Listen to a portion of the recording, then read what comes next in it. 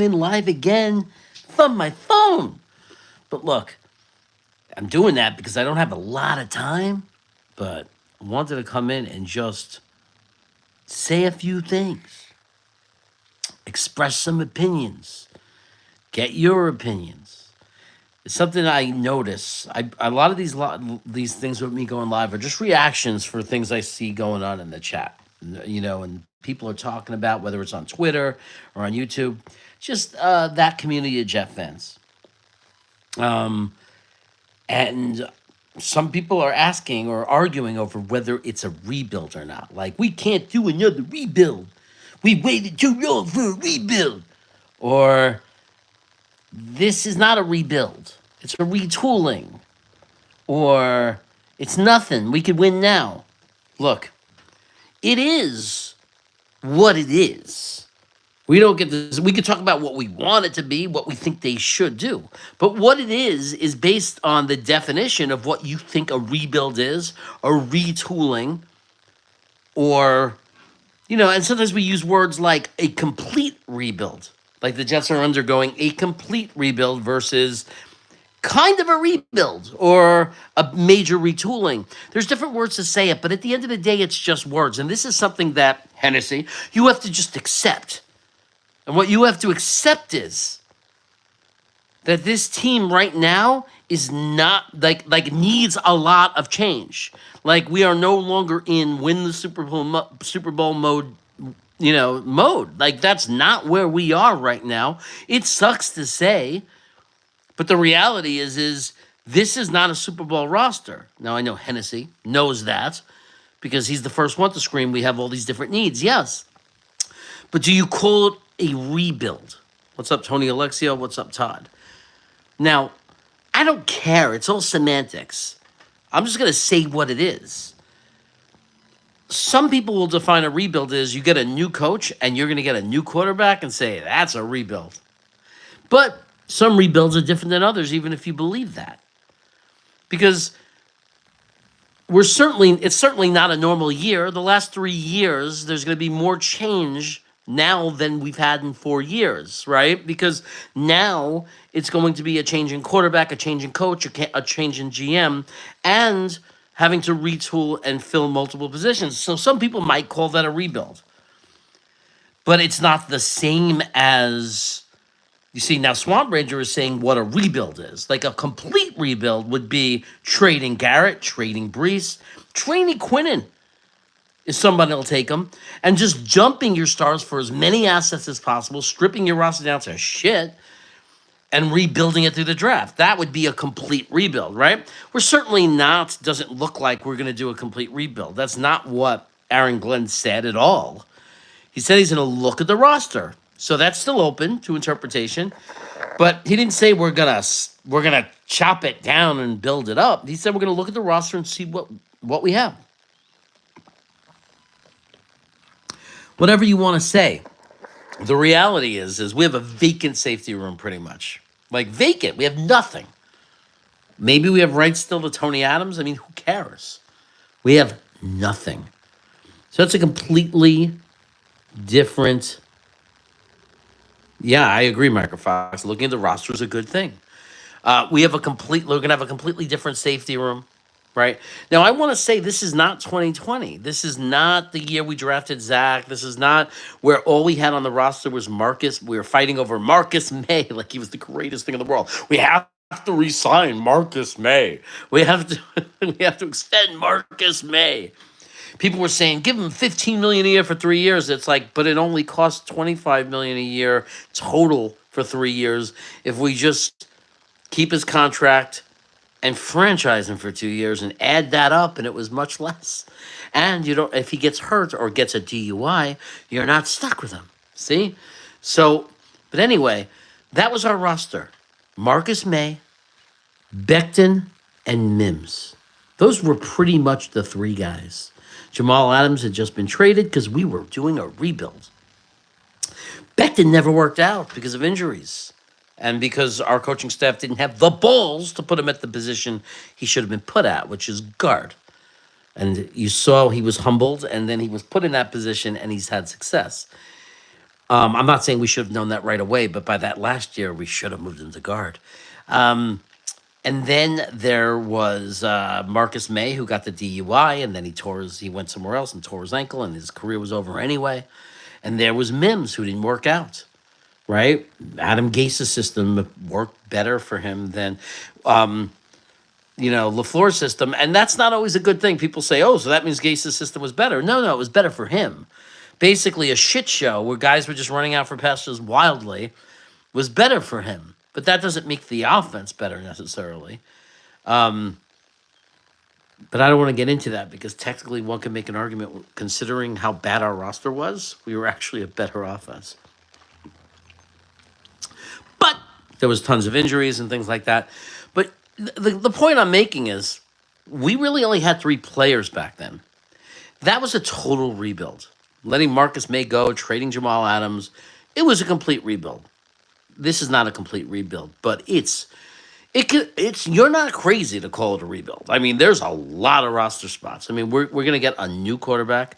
Oh yeah, Michael Fox says it too. Sam Darnold we had, but then we traded him, right? Which was the full commitment to the rebuild. But we have a lot of roster spots that we have to fill. Because Sherwood is as good as gone. Technically, Sherwood is not a Jet in the sense of he's a free agent, and we don't know if we're going to sign him. He's as much a Jet as Reed is, and we know G.J. Reed is leaving because he said it.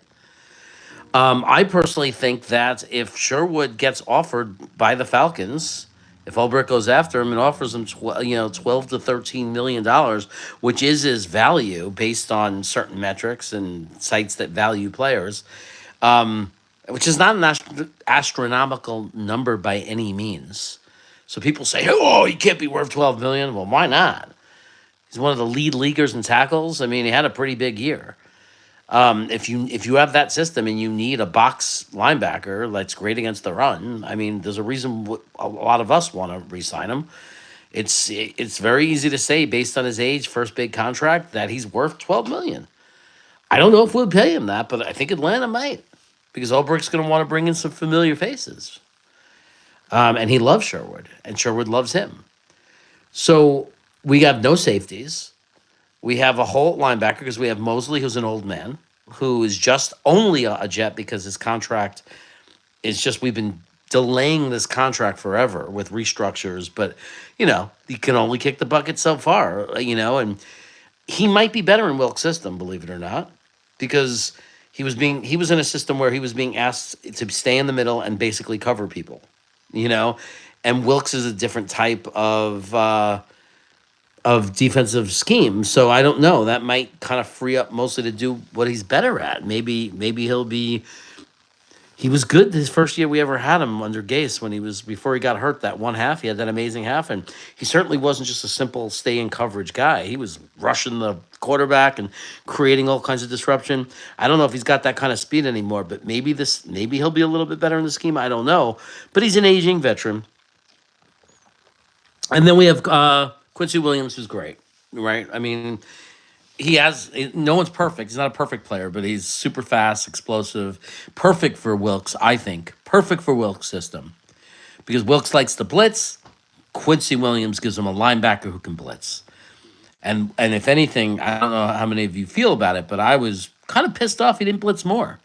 Because when we blitzed him, we created lots of disruption. And we played rookie quarterbacks, and I feel, or not so great quarterbacks, and we let them off the hook. So not a horrible room for us, linebacker. Don't even have to draft anyone necessarily, but it won't be as strong without Sherwood. And we have to hope that Barnes is ready and Surratt. Are those guys going to be ready to step up and have a bigger role? Maybe we get a free agent much cheaper. I don't know, but it's definitely not in front of the line with need, and importance. It might be one of those things that happen next year when you're kind of putting the exclamation points on the roster, kind of putting those little dots and everything. But we definitely in this scheme need a safety. We probably need two, but we without question need a safety, and we need a good one. Because Wilkes likes to blitz, He likes to he really he likes to go man coverage. He likes to do a lot of things that require having talented safety play. Otherwise, you're going to give up a lot of big plays. So that's the concern. Linebacker is not the greatest room. It's not hemorrhaging.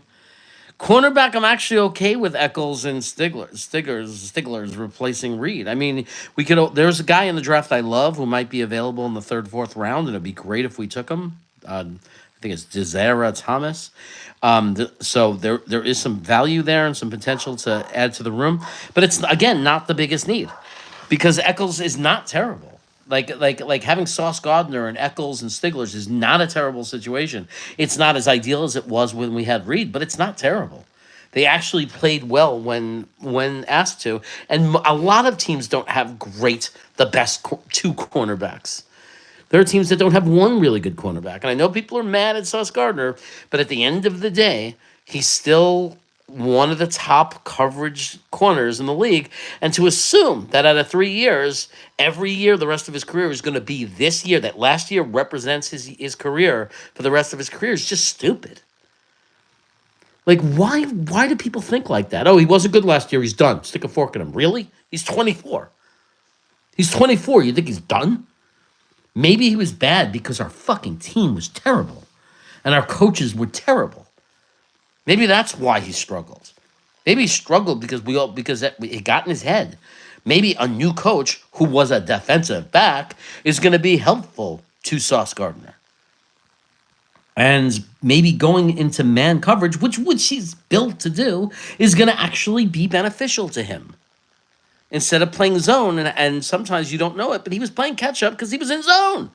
And you could see the frustration in the way he played. He hated it.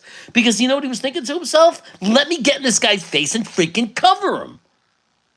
And we all knew that. And he was much better when he was in man. But we had a stubborn coach who, and this is what makes Saleh such a terrible head coach. He was so stubborn that he had to stick to what he knew. He wasn't capable of being a head coach to a team that made adjustments and played a little differently. And he played man sometimes, but not nearly enough. Not when we had situations where receivers were eating us alive and we just desperately needed to put sauce on them. I mean, we lost the game against the Colts because we had Jalen Mills covering their best receiver. That's how fucking whacked our defensive scheme was. That's how stubborn Saleh was. No, in this situation, it will be the same. So guess what Indianapolis did? They said, let's call this play because what we could tell that they're going to do based on what they've done is we're going to put our best receiver against a fucking box safety. What a great way for us to score a touchdown with 2 minutes, 3 minutes left in the game. Because we had such a terrible coach that allowed that to happen. Unforgivable things, guys. Unforgivable things. And it wasn't Saleh that was there, I get it, but it was his system. And unfortunately, Ulbrich did not have the balls to change a thing. He just did exactly what it was, which made firing Saleh so stupid. Because we had a defensive coordinator take over and do nothing different except change the offensive coordinator. That's all he did. We're definitely rebuilding. Well, back to the safeties. This draft has good safeties. It does have good safeties, but I'm not going to say it goes so deep. There is a safety that I think we can get in the end. Maybe not the first safety we pick, but we could add a second safety who from Virginia, who we saw at the Senior Bowl, and we loved him. And he's a guy who's not projected to go very high. He might be literally there in the 5th, 6th round. He might even go undrafted, which is crazy to me. His name is Jonas Sanker for Virginia, and I love him. But I don't know if he should be the first safety. I think he should be kind of like a backup. The safety we take second. Because sometimes you take a safety and they don't work out, but then you took a second guy and they're the star. Like it's that kind of thing. You think that Sauce Gardner was? I think you're talking about Sauce Gardner Gohangard, and you said he was injured. I guess that could have been part of it. That he was that he was definitely playing injured. I think that safety is one of the strong positions in the draft. I think defensive tackle is the strongest, which is the only reason, by the way. It's not that I don't like Mason Graham. People think I'm so anti-Mason Graham because I want McMillan. It's not true. I think Mason Graham's a great football player. The problem I have with it is to use our 7th pick on Mason Graham when you could get really good defensive tackles in the second, third, or fourth rounds. That's hard for me. When you're talking about the deepest defensive tackle draft, probably since I started really getting into it in the last 5 years, I have not seen a defensive tackle class that comes even close to this. I mean, there are such good players that you can get, like in the later rounds, man. Fourth, fifth round, you get Joshua Farmer. I mean, and you guys don't know probably, but man, me and Dom C Dom C's been having me look at these guys. We saw him at the Senior Bowl and we're watching him, and it doesn't feel like there was that much of a difference. Yeah, he's not going to be a star, but next to Q, he would easily be a very solid run blocker. He'd take up his space. Sometimes he'd cause disruption. It looks like he'd easily be as good as Jefferson was for us, and the Jefferson Q combination worked. We didn't need two Quinnen Williams in defensive tackle. We simply didn't need it. We were fine when we had good play next to him, a big guy, strong, run-stopping defensive tackle to sit next to him. And it just feels like from an allocation of resources that number 7 pick is too valuable for a position we could fill in the third round. Whereas wide receiver, I love Ten Johnson, but he's a tiny little guy. There's only one full, complete wide receiver that's pretty much a lock to be a very good football player to a great player, right? Whatever the range is. There's only really one this year. And he might be on the board. And I cannot take a defensive tackle, a position I could easily fill later, for a prime position. And wide receiver is a tremendous need for this team. And we don't talk about it enough. Even assuming Garrett Wilson stays, that's one wide receiver. There's no one on our roster after that. We cannot count Malachi Corley. We could say maybe we have a slot in Malachi Corley, but that's all maybe. We don't even know. Don't be so sure it was the coaching staff. They weren't wrong about Elijah Moore. He went on and sucks at Cleveland. They weren't wrong about Mims. He went on and he sucked everywhere else. You could be the lunatic that sits there and says they managed to just somehow magically destroy a wide receiver where they couldn't succeed anywhere else, which is just nonsense. Makes no sense. Or we could accept that our staff, yes, you could say they didn't know how to use offensive players, but they also weren't wrong about those receivers. Those wide receivers were not good. And it was proven because they're still not good. Even Mike Williams, who went on and had that touchdown catch for Pittsburgh the week after they picked him up, did nothing the rest of the year. So he was not a high money, worthwhile WR2. And if you look at teams that win and have success in this league, minus Kansas City, but Kansas City has the secret ingredient, which is head coach and one of the best quarterbacks ever. But you take that away, and most of the other teams have, like Philadelphia, have really solid 1-2 wide receiver bunches, right? And they're a running team, and they have two good receivers, and they're a running team, right? So I think that, do you have to have a superstar wide receiver too? Does it have to be Waddle? I'm not saying that, but it has to be something that complements Garrett Wilson. And if for those of you say Devontae Adams, yeah, sure, maybe next year. We're going to get our quarterback in 2026, most likely. Everybody's talking bridge quarterback. We have to assume that's the plan. So Devontae Adams is not going to be there in 26. Do you want to take a brand new rookie quarterback and say, here's your wide receiver room, Garrett Wilson and Malachi Corley and Xavier Gibson? Is that the room we want to give him? Like, we have to address this. And if we're going to use a number 1 pick next year on a quarterback and possibly even trade up and give more trade capital to get him, where are we going to get the wide receiver if we don't do it now? If McMillan's on the board, we got to run to the board and take him. He might not be the perfect prospect. You're not going to have a Marvin Harrison or a Malik Neighbors come out every year. But that's intelligent allocation of resources. That's taking a guy where it's going to be hard to find anyone like him in the rest of the draft. Now, does that mean there's no background guys that I don't like? No, there were wide receivers that we discovered at the Senior Bowl that we really like that will be there in the mid to late rounds. But I'm not going to bet the future on it and say this is the wide receiver I'm so sure is going to be good that I'm going to allow some rookie quarterback, our future franchise quarterback, we're hoping, and then say we're going to do the same thing that the Jets have always done to these quarterbacks. Give them no chance to succeed because we don't give them the support they need.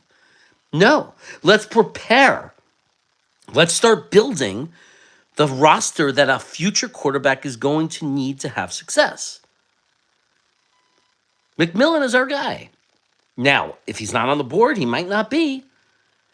And it's only Mason Graham, then you have choices. If they take Mason Graham because he's the only player on the board you could justify taking at 7, and nobody's offering a good trade offer to move back, that's fine.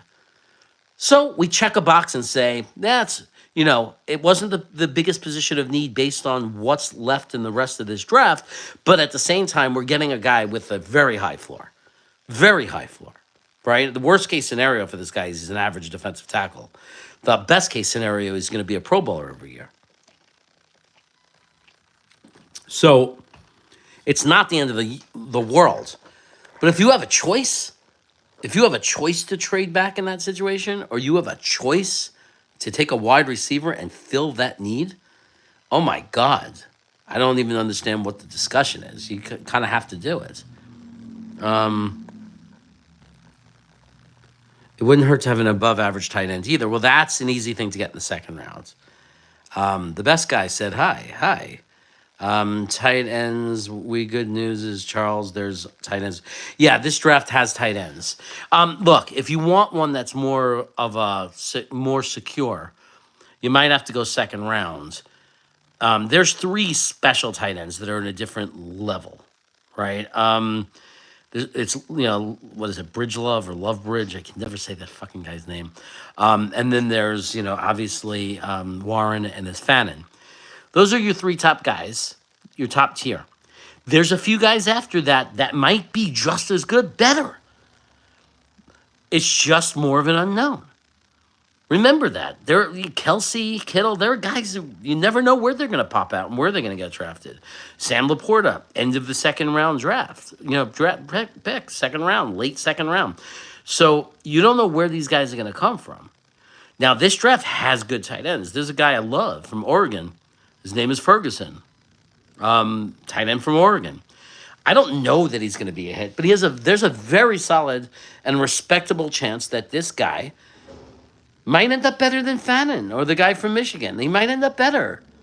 There's no guarantees. Like we could rate them as prospects and defend our ranking of them based on the information we have at this time, but that doesn't mean anything. We see guys in the 3rd, 4th round rise up, and they're the best in their class. It happens all the time. Zach Frazier last year, best guard in the rookie class. When did he get drafted? 3rd round, 4th round? Kansas City drafted an offensive tackle in the Kansas City in the 6th round.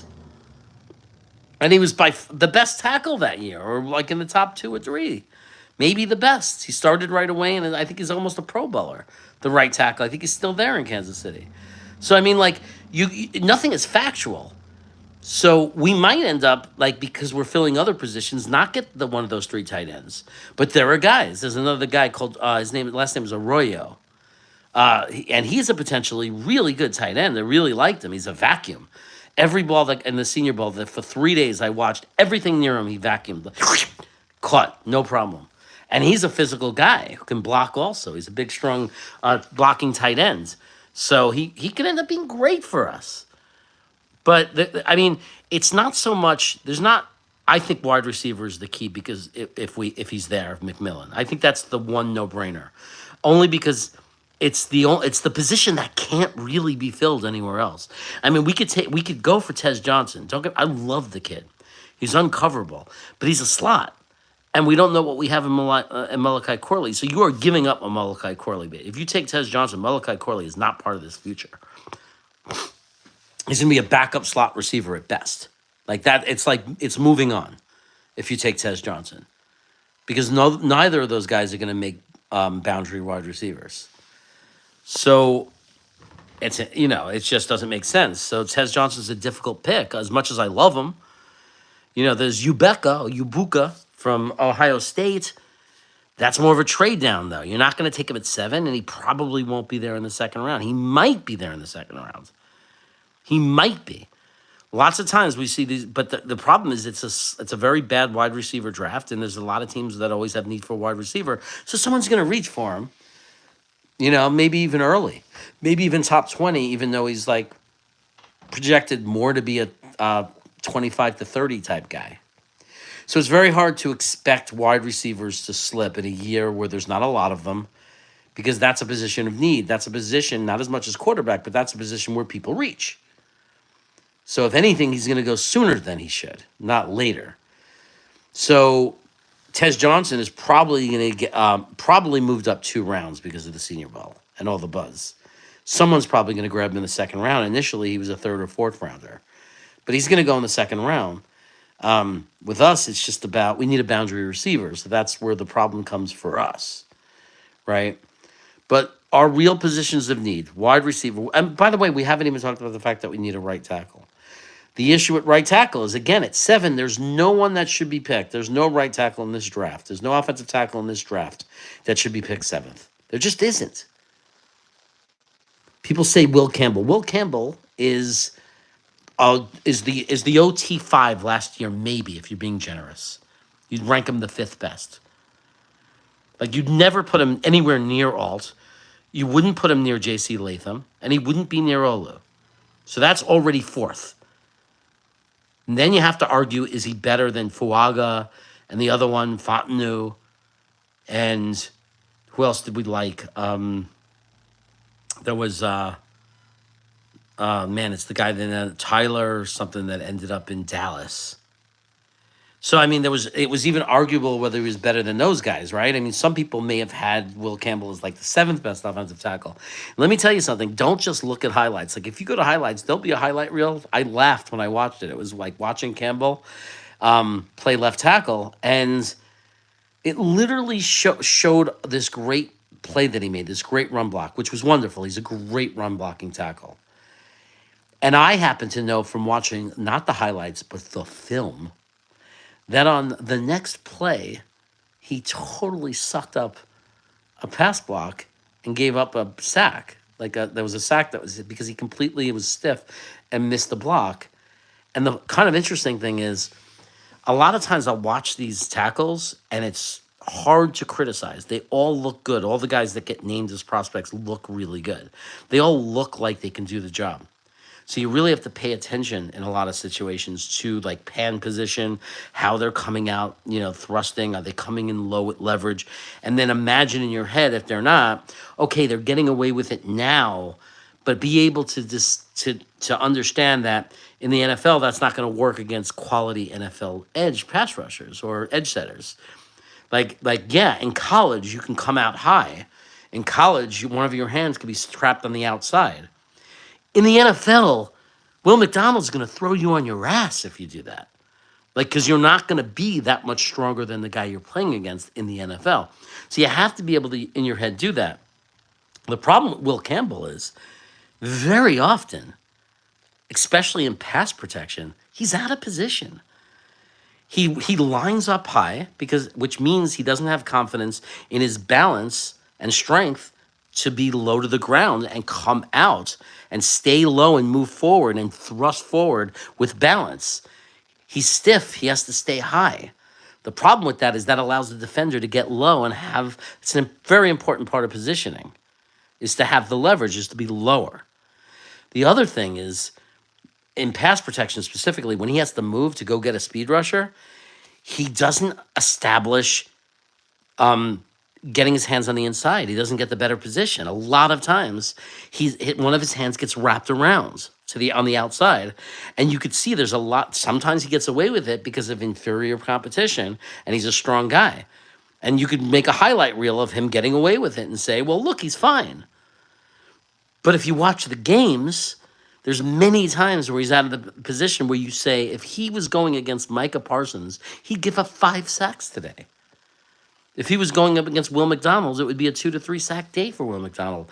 Because you cannot, we know it from film, you cannot succeed in the NFL pass blocking against really good edges if you're not locking the inside, if you're not in position. When you're out of position in the NFL, it's unforgiving. In college, it's not. That's the difference. So offensive tackle, I'm telling you, there's a guy I like much better. He's projected like in PSN to be like 5th, 6th round, but that's bullshit. After the Senior Bowl, he'll be probably a 3rd round pick at the highest. His name is Ozzy Trapilo. or Trujillo, or Trujillo. He plays for Boston College. He plays left tackle for them, but he could play right tackle or left tackle and has played both for them. He's big, he's strong, and he's quick. And he's great with his hands. Like he beats you up with his hands. If you come around the end, he will and try to change direction. He will pop you with his hands. And they're always held tight to his chest. He's always on the inside, right? So that's the kind of thing you want. That's what you want to see in film. He plays for Boston College, doesn't play against elite competition. So right away, people are writing him off. Well, and I don't blame them. Well, he's doing that against inferior competition, but his technique is much better than Campbell. It's much better. Like, he's able to get his hands on the inside. He's able to do those things. But more importantly, when he went to the Senior Bowl and was playing against some of the top edges, guys that are going to go in the top 50 picks, multiple edges were at the Senior Bowl, he was able to block them just as easily as he was blocking, the inferior competition that people were criticizing him for. That, oh, you can't do it against elite competition. He was. If it wasn't for Miles Frazier, another guy that we love, the guard from LSU, who Dom C pulled out of nowhere and then turned out to be the player of the week for the offensive line, I think Ozzie Trujillo might be number 2 behind him, or there's a case for him. So this is an example of second round pick or third round pick, maybe, I don't know if he'll be there, but might be there, where you can get yourself a day 1 starting right tackle in this draft. You certainly can't allocate number 7. You could trade back. Now, I'm not totally bashing Campbell. I'm not saying Campbell's not going to develop into a decent offensive lineman. When he has an NFL coach, they're going to work with him on his hands and getting the inside. And when he does get the inside, he's dominant, which is a good thing. But you can't use a number 7 on an offensive tackle like that. Like, it just doesn't make sense. That's not where you put your number 7 pick in the draft on a guy who you're literally, from the beginning, from the opening, saying he's going to need to be developed. I mean, you're going to need to teach him how to get his hands in the right position, and and we don't know if he's ever going to be able to get low. He might, like in the NFL. Can you imagine an offensive tackle in the NFL lining up high, like standing there, almost completely standing up, barely bent over? Like, does that work?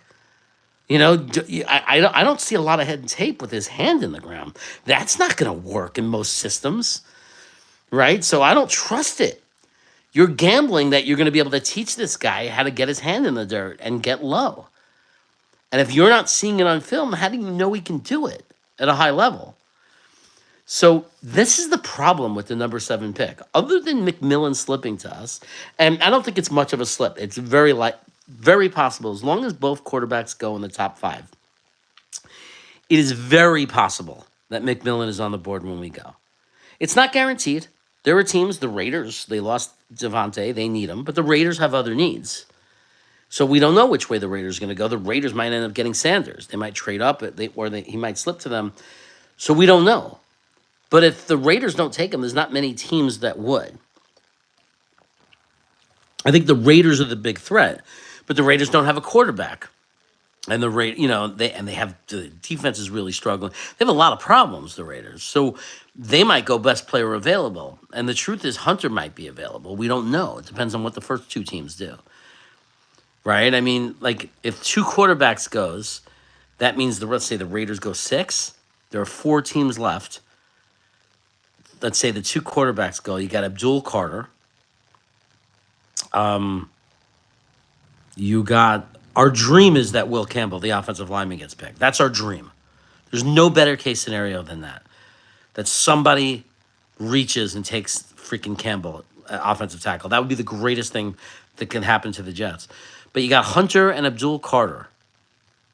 And then it's really kind of weird to me, because if I was ranking the draft, there's no way McMillan gets to us. Because it's Mason Graham and McMillan that come next. It's Mason Graham, McMillan, Abdul Carter, Hunter, and the 2 quarterbacks. That's your top 6, I think, right? Let me count that again. Mason Graham, Abdul Carter, Hunter, McMillan. That's 4. The 2 quarterbacks, that's 6. You see, we get left out. Everybody was so happy that we won, right? Oh, it's so good that we won and got 5 wins. If we would have gotten 4 wins, we would have that top 6. we're out of that magic six, man. Maybe there are guys that teams like that they might that there are teams that might draft someone else. Like in a lot of the mock drafts, it's the tackle, it's Campbell that goes. But I think PSN is full of shit, and I don't think real scouts are going to. I don't think real scouts are going to to pick allow their team to pick Campbell, the offense. I just don't. Like I watched film. It didn't take me a long time. Like sometimes I have to watch because you like Joe Alt, you could watch 4 games and maybe find 2 reps where he didn't have good position. Like with this guy, LSU versus Ole Miss. It took he had 4 or 5 bad reps in one half. And in 3 of them, like it was costly to the team, like really bad reps, losses. And like I'm like, I don't need to see any more. You take a tough game where he had to go up against a real team. He had to go, up against a real team, and he like right away.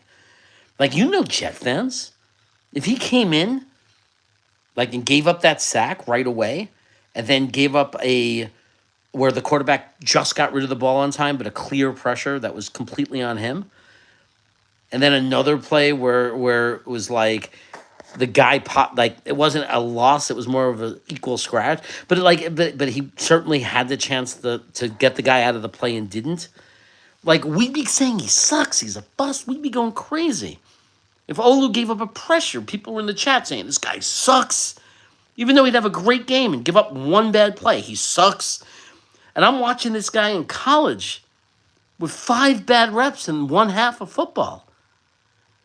And I'm thinking, there's no way that Jet fans are going to be happy with this guy.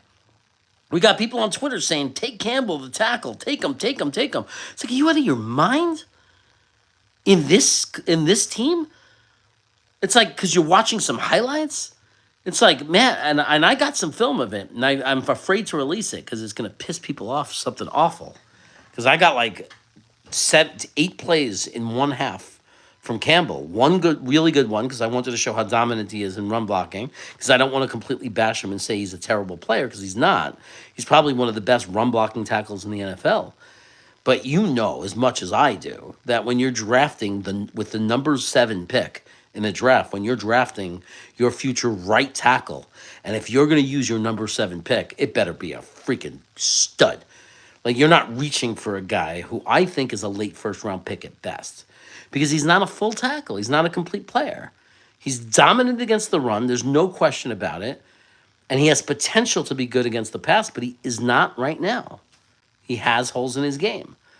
So there's no tackle. We have to hope that somebody messes up, which is possible. We see teams reach for the offensive line all the time. It's just hard for me to imagine how a scout is going to overlook what I saw in one freaking half of football on film. One half of football. I said, I don't need to see any more on this guy. I already know he's not a number 7 pick. At this point, if I kept watching, I would have had to start justifying if he was a first-round pick. That's how bad it was. And I will say the one thing about him, this guy, Will Campbell, guaranteed he's an all-pro guard. Guaranteed. Like, because his run blocking and his anchoring is so good, he's so strong, you stick him on the inside, he's going to dominate. Because he doesn't have to worry about guys getting around them. His stiffness won't be an issue. You put him in a power gap running, scheme, and just tell him hit the guy in front of him or move the guy in front of him, he's going to be great at that. So he'd be a great guard. But his potential as a tackle is just questionable to me. There's a downside. There's a low floor. There's also an upside where he can be an all-pro tackle. No question about it. I'm not saying that. Because he's dominant against the run, he might be coachable to get much better against the pass. But not a guy I would take at 7. Wouldn't do it. I'd rather take Ozzy Trapupilo in the 3rd round, and if we, maybe even the 2nd round. Like it would feel like a reach, and it would feel too high. But we got 2 months before. We still got all of February and March and April. We got 3 months. I mean, this kid, by the time the combines come, this kid might already be projected to be a 2nd rounder. We've seen that kind of change. So we don't know. Um, let's see. You don't mind Mitchell and Warren as our backups. Okay, so you answer to someone who thinks what we need to take 2 tackles. We got this guy Melly. I mean, I hate people. It's like Melly. We did your father abuse you or something? I mean, Jesus. Like, what is wrong with people? I need to come in and insult a stranger. Like I don't understand. Bad parenting or just a personality disorder. Like, really, get some help. You're an evil human being. It's like I care. Like you're gonna bother me, egghead, like supersonic. No one's ever called me egghead or noticed I was bald before. Like, at what point is that not going to be a thing that anyone cares about? Like, okay, like in your world with your stupid father and your dumb mother, they raised you to think that makes you a better person because you have a head of hair. Like, you think that matters? Do you understand the science between having hair and not having hair? Like, are you a caveman that lives in a different world where you think that it has to do with manliness or it makes you more of a person? You know what my baldness represents? Age and experience. That's what it represents. Wisdom, time. It means I've been through some shit. That's what my baldness represents. Besides, my wife likes it. So that's all that really matters. Humanoids, I call them. Melly's a dummy. Thanks. My guys come to my defense. I love it. Don't worry about it, guys. I like it. I like it. I like ripping into someone and just putting them in their place. Because I was a teacher, I worked in education, I watch bullies too. I know what bullies are. Bullies are people who need to make that, put people down to make them feel better about themselves. So I love it when they come after me because I will just assassinate them. I love it. So welcome them to their bullying and let me pull them in and take and give them a perspective of what their life really is. Because it's there's no form of someone who needs more mental health support than somebody who bullies another person. Like, those are the most broken people in our society. Your dome looks great. I appreciate it, Charles. I like my dome. I gotta shave here so I can make the goatee pop more. And I hate the hair over here. That's the worst. I gotta shave it. But I went on a trip. I went to the Senior Bowl. And I don't like to shave when I'm out in the world because I don't like to carry all my razors and shit with me. The electric, you know what I mean? And then I get home and I'm freaking lazy. But I'll get to it. I'll get to it. But and thanks for those of you that keep saying in the videos and the comments and stuff about the weight, like that notice. Yeah, I lost like 50 pounds, so I'm very it makes my day when people notice it. So, especially when you're just looking at my head. And you could tell just from that. My wife can tell just from when we walk by each other in the house that I'm not taking up all the space anymore. Thanks, Eddie. Yeah, man, I'm working hard. Intermittent fasting. I don't eat after 4 p.m. For a while, I wasn't eating after 3 p.m. I don't start till 10 a.m. And I've been blending in some keto, like just like really low carb. And man, the weight just comes off. It's great. So I talked about Campbell, the offensive lineman. I do think it is hard. It's weird. A lot of people disagree and they think that McMillan will be there. Apple cider vinegar. Oh, that's a good idea. I've heard that. I don't know how McMillan's going to be there. Like, I don't know who I'm missing. I mean, it's like Sanders, Ward, Abdul Carter, Mason Graham, Hunter, McMillan. Like, those are clearly the top 6 players. Like, I don't have any. I can't think of another name. Like, in the mock dress, they're putting Campbell up there, but in real life, that's not going to happen. No one's taking their future right tackle, especially after the combines. Once they expose him, he's going to come in at under 34-inch arm span. I love it when people don't understand that or don't care about that. Who cares about his arm span?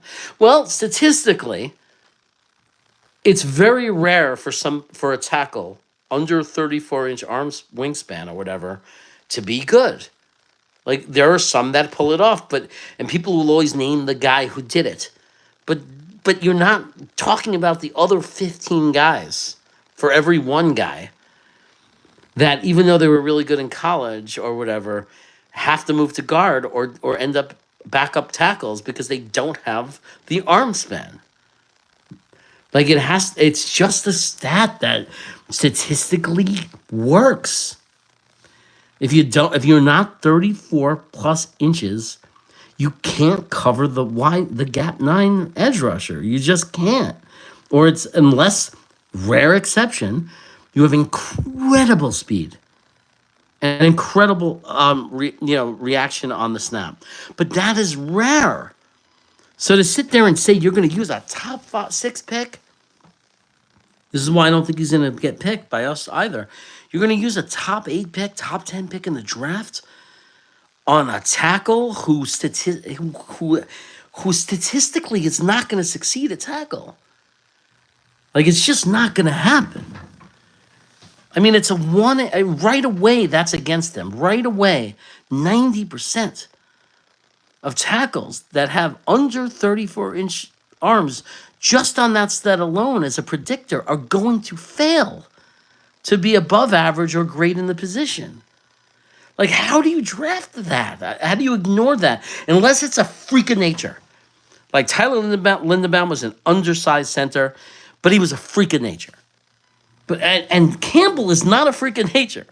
Like, he's not that fast. He's stiff in pass defense. He's really stiff.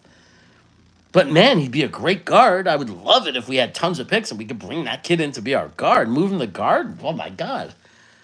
He'd be a monster. But at tackle? No, thank you. When I could see you losing reps on college film, I'm going to pick you top 10 in the NFL draft to go against NFL edge rushers and defensive ends? No, thank you.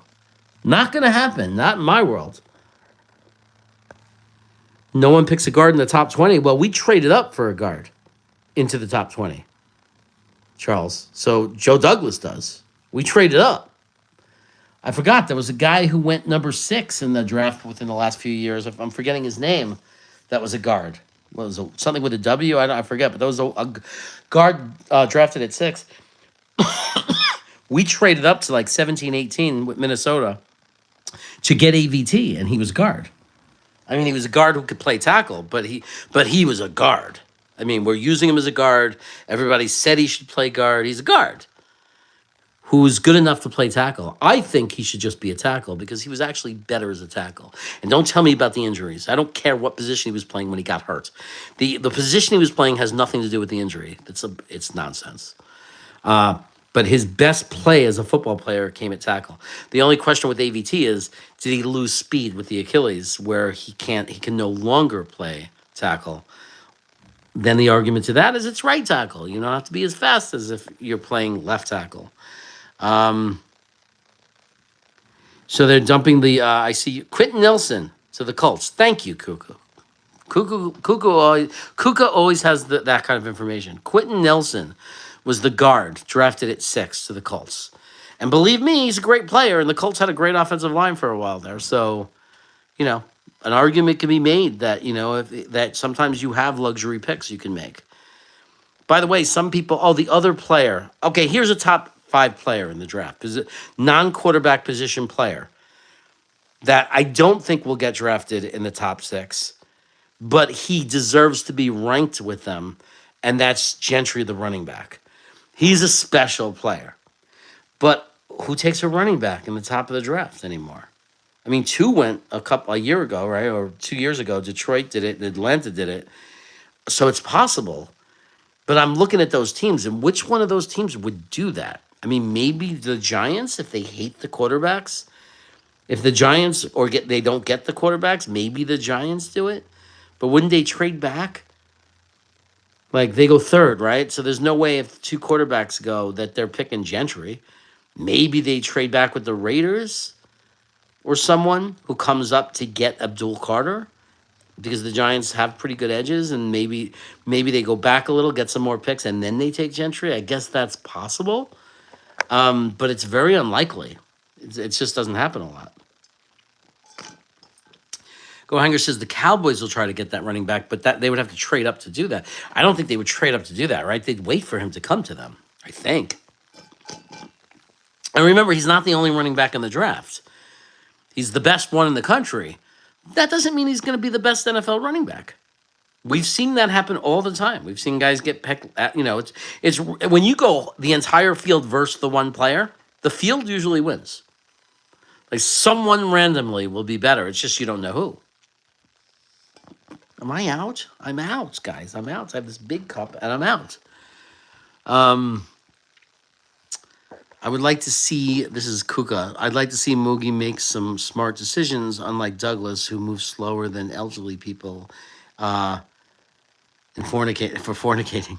I don't know. Look, a year ago from now, 12 months ago from now, 12 months ago from this point right that we're in right now, there are a lot of people that like Joe Douglas.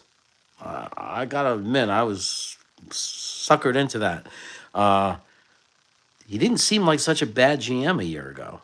He seemed like a GM that gave us a good chance to win a Super Bowl because that's what we were all thinking. And then suddenly we went 5-12 and Joe Douglas sucks eggs. But we didn't think that. We didn't believe that. We all thought we had a good roster, and most experts and analysts thought we had a very good roster. So I don't know. But obviously, things now, looking back at it in hindsight, we could pick out his mistakes. And yeah, he had to go. I'm not defending him. He had to go. But it's hard to really attack him and say he did nothing because, I don't know, unless you really are anti the players, unless you're really anti the players, like how do we deny that he did some good things, like some really good things? I don't know how we can do that. He drafted some good players. It took him too long. It took him too long to get the offensive line together. He didn't give it enough depth, so when their injuries came, he sucked it up because we didn't have depth at offensive line. So that hurt us. And that was the 2 years before last year that he did that to us. He drafted Zach Wilson, which I thought was a good idea at the time, but guess what? It's a fail. He failed. It turns out it was a terrible pick, and we can't deny that. So we have to accept that reality that it was a terrible pick, and he has to own that as a GM. He made a terrible choice in coaching, the coaching staff, and then he didn't fix it, right? So he could have, if he was the one that decided on Salah, again, we liked it at the time, but it took him how many years to, and then, it's not his fault that the owner fired Salah, but might be might argue it's his fault he didn't fire Salah after year 3 and say, you know what? You're not the guy, not only because of the record. We understand there was a lot of injuries, but you're not the guy because some of the decision-making was just terrible, right? The misuse of our personnel was terrible. And that's on JD. That's his fault. He hired the coach, and the coach was wrong. And I think that Woody is as much to blame for the whole fiasco with Buddy Hackett. I think that was all to get Rodgers, and that was the beginning of the end for us. We were, that was the big mistake that I think Eddie is talking about, and we'll never know if it was fully JD's fault or if it had a lot to do with Woody Johnson. Everything fell apart with Aaron Rodgers. Everything, it just did. We were on the right path. We needed a quarterback. I get it, but everything else was on the right path. We were okay. We were healthy in salary cap, like our finances were healthy. We had a great young core of players, and what we did was we took away all the authority of our coaches with Aaron Rodgers. And I'm not saying Aaron Rodgers is a bad person who did it on purpose. I'm saying that when you're Aaron Rodgers, he came in, this Hall of Famer guy, so everybody listened to him. So they brought in Buddy Hackett to help get him, and then their system no longer works. Like obviously, Rodgers, what he was doing, he no longer could do it the level he needed to do it. And the biggest complaint that I have against Rodgers is not how he played somewhat. I know his overall numbers were okay, and he was probably I think he had the third best season in Jets history. Not a high bar, but overall the offense had some issues. Like our run-pass balance was horrible. Given our offensive line and giving our running back room, we should have been a lot more of a running team, especially with the issues our defense was having. We needed to control that football. And I blame that a lot on the offensive line and the offensive line coach, because the offensive line had the talent. We just didn't have the coach. The offensive line coach was terrible. Keith Carter was terrible. Maybe the worst in the NFL. Maybe I'm crazy for saying maybe, and like, what are you talking about? Maybe. Clearly the worst offensive line coach in the NFL. Clearly. Terrible. Terrible coach. Terrible tight end coach. Everybody liked Middleton. I like him personally. Great guy. I'd love to have a beer with him. Right? Everybody loved him. Oh, Middleton, go pump you up. If something moves, you hit it. Right? But he sucked. And it could be bad luck. Maybe he could reinvent himself with other players. It could have been he just was dealt a terrible hand. But it's hard to imagine. When you watch the film, Conklin should have been better. When you saw what he did at Minnesota, he had the ability to line up at slot. He had the ability to win 50-50 balls. He was impossible to cover by a linebacker. And it's like, and he didn't do much. And you know, he wasn't used right. And maybe it was partly the offensive scheme, but he certainly didn't get better as a player. And Jeremy Ruckert regressed.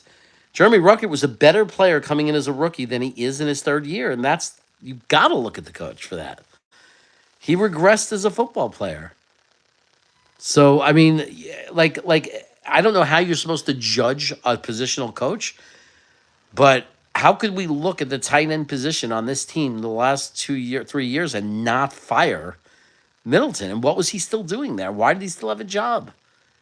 Even going into the year, why didn't they realize he wasn't developing the players? Like, Saleh was a nothing guy. He didn't act. He didn't do things. He didn't act on anything. He was a terrified of people. He got walked on. He allowed coaches who were failing at their job to stay. How many times do you see strong, good coaches firing and letting go of people and bringing in new coaching staff members every year? Positional coaches, like, there are coaches that will replace guys. They're not okay with it. Like, they hold people accountable.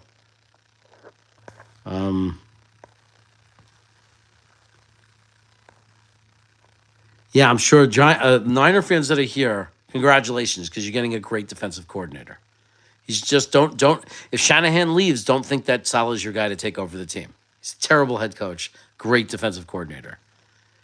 Let's see, I'm missing all you guys. Sorry, I'm missing all these chats because I have to, like, hold the phone up. Our coaches were motivational guys. You need more than that. Definitely, you need more than that. Well, you need more than words. The defense went to crap after Saleh left. That's true. I think it was heading that way anyway. The defense wasn't very good. It really wasn't. But I mean, look, like, that was on JD. You want to talk about another thing that was more JD. JD dismantled our defensive line. The Hassan Reddick thing was a disaster because he let JFM go, and then he didn't re-sign any of our defensive tackles that mattered. So he destroyed the defensive line, and everybody knows Robert Saleh's defense are predicated upon great defensive line play, and it was taken away from him. And the one limitation of Saleh defensively is he is incapable of making an adjustment. He's incapable of switching up the way he runs his defense to cater to where the skill and the talent is. He only knows how to run it one way. It's effective, but if you have the players. See, it works with the Niners because you have Bosa and you have Werner and you have the right roster for it. But one of the reasons that the defense got worse wasn't just Saleh. Like, it had more to do with Jeff Ulbrich tried to do too much. He tried to take over the team and be the head coach and continue to call the plays for the defense and be the defensive coordinator, which just is a really bad idea. It's a really bad idea. But yeah, Robert Saleh is a top of the line premium defensive coordinator. He, and that's okay, and that's true. And firing him at the end of Game 5 was a huge mistake. And at 95% of the time, unless there's certain circumstances, it is wrong or it's a mistake to fire your head coach in midseason. And this wasn't even midseason. We were 2-3, playing for the lead in the division, and they totally he stuck. And Woody Johnson killed the team because he thought it might have a good effect. It didn't. It had the opposite of a good effect. It killed the team.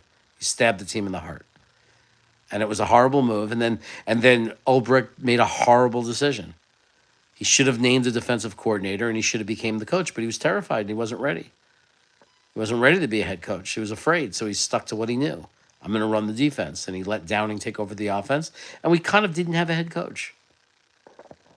And the reality is we didn't really have a head coach. We should have just fired them at the end of last season after giving up and not addressing the backup positions. Yeah, I mean, look, if you were going to fire him, it should have been at the end of the season before last year. The second you decided to go with them, then you have to go with them. I mean, if we started the season 0-5, then you might just do it out of anger, to say to satisfy the fans, like fuck these guys, we fired them. Which teams do, but we weren't. We weren't out of it. We were 2-3, and we would have been better than 2-3. We definitely should have been 3-2. We were 3-2 based on the skill of the coaching. They coached us to, at a very minimum, being a 3-2 team. It's not their fault Zerline forgot how to kick. One could argue that we lost 2 games because of Zerline in that front 5, and that we easily could have been 4-2 or 4-1. But we definitely should have been 3-2. Like everybody agrees with that. That wasn't Salah's fault. That's not on Salah. We were a 3-2 team, but Zerline just went to crap. But it is what it is. I mean, we have a shitty owner. We have a terrible owner who made a terrible decision. He'll never admit it. And that's his ego. And people think because he's rich that Woody Johnson is this special. Woody Johnson is an arrogant, controlling, unskilled, born with a silver spoon in his mouth, has accomplished nothing in his life type of person. He's an entitled child. And he can't control his emotions. He's mentally not an adult. Like, he's emotionally not developed, well, because he's acted like a child his whole life. When you really read about this guy and you've seen the way he behaves and acts, and that's the way he's been as an owner. He's been a child. It's like having a child in charge of our team. Because going up to Mike White and saying he sucks? What? After playing hurt? I don't care if he does suck. How do you go to your own player and tell him he sucks? Has anybody here ever questioned the effort of Mike White? Whether you think he's a skilled player or not? He was a guy who never played a snap in the NFL when he was our backup. We decided to back up Zach Wilson with 2 quarterbacks who had never taken an NFL snap in a real game. That was our decision. What did he do wrong? Why was that his fault? He's like any of you. You would love to be the quarterback, right? A quarterback. Like he was good in college. He set all kinds of records. He tried and fought his way to stay in the league. His dream was to be an NFL quarterback. He did nothing wrong.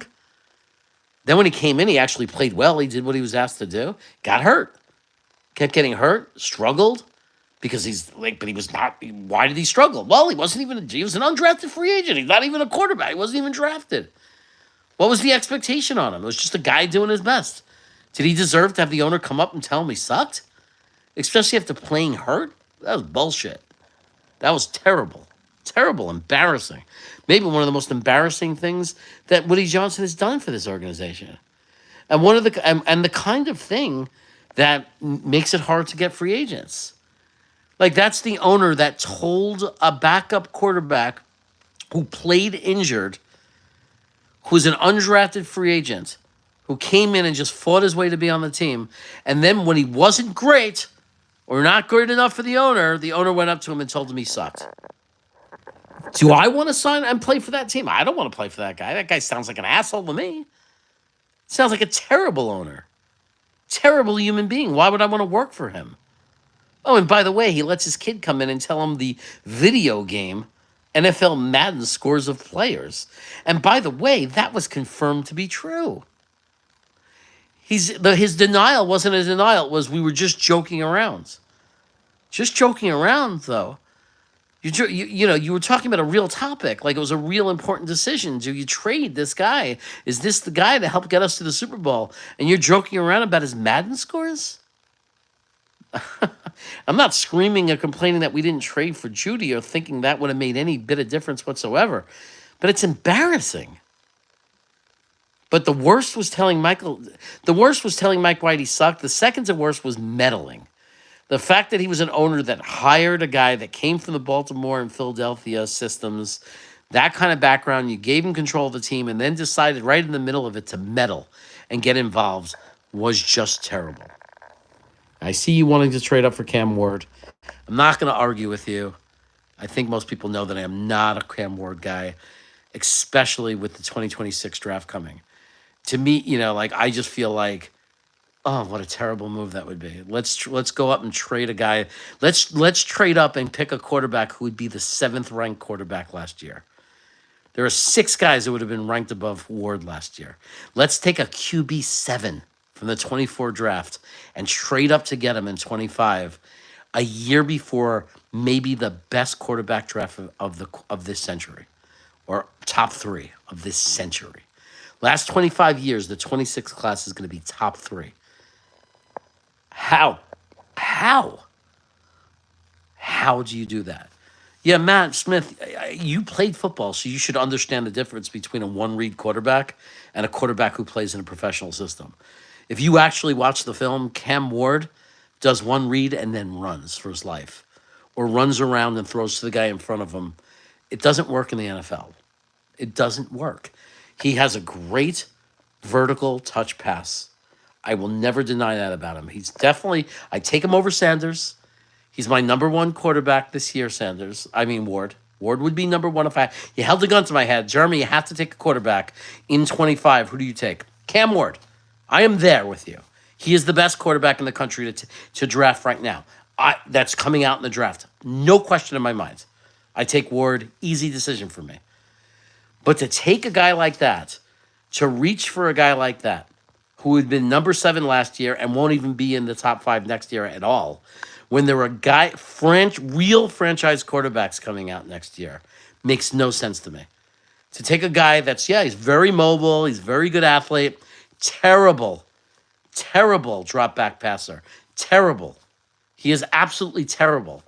You could watch his head. He looks one place. If the receiver's not open, he takes off. Or he runs for his life out of the pocket, and if there happens to be a guy open in front of him, he's able to complete the pass. If he ends up with a great coach, you give him a Sean Payton type of coach, can you design a system for him that works and where he's successful? Yes. Could I be wrong? And he's going to, and in the right system with the right coaches, he will be fine going through progressions, and he just wasn't asked to do it in college? Yes.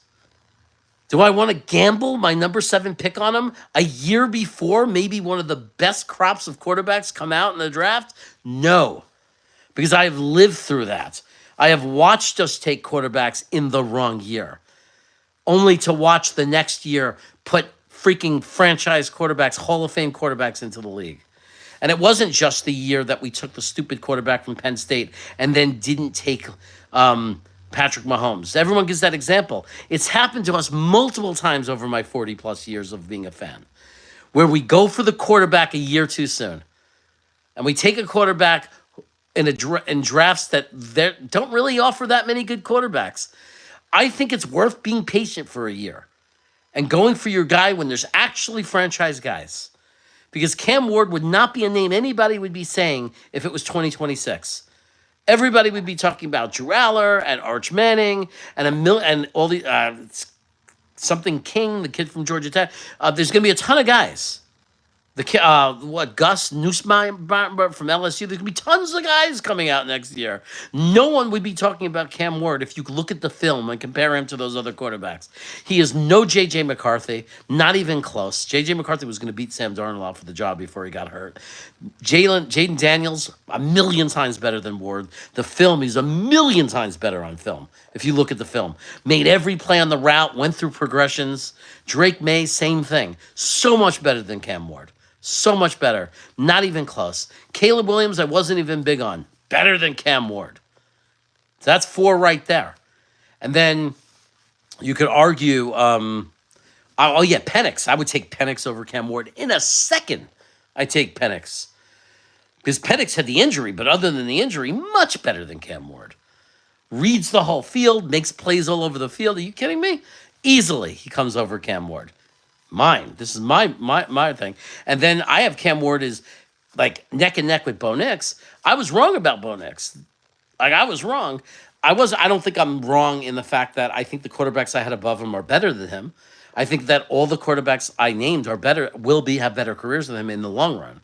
I think Jaden Daniels already is showing that. I think J.J. McCarthy will prove that. I think Drake May will prove that. Because if you say, well, why wasn't Drake May better than Bo Nix? Look what they were being asked to do. Drake May was being asked to run a real offense, like that did everything. Bo Nix was being asked to dump the ball off 90% of the time. And then once in a while make a big play, which he did. And cheers to him and kudos to him. And he proved me wrong. He's an NFL quarterback, baby. But I believe he's an NFL quarterback that's very dependent on the right system, as is a lot of quarterbacks. But when Sean Payton's gone, I don't know about Bo Nix. And I might be wrong about that. He might be amazing. But if you actually watch the games, a lot of his stats come from very short passes, very one-read, quick design plays that he executed very well, but they're very limiting.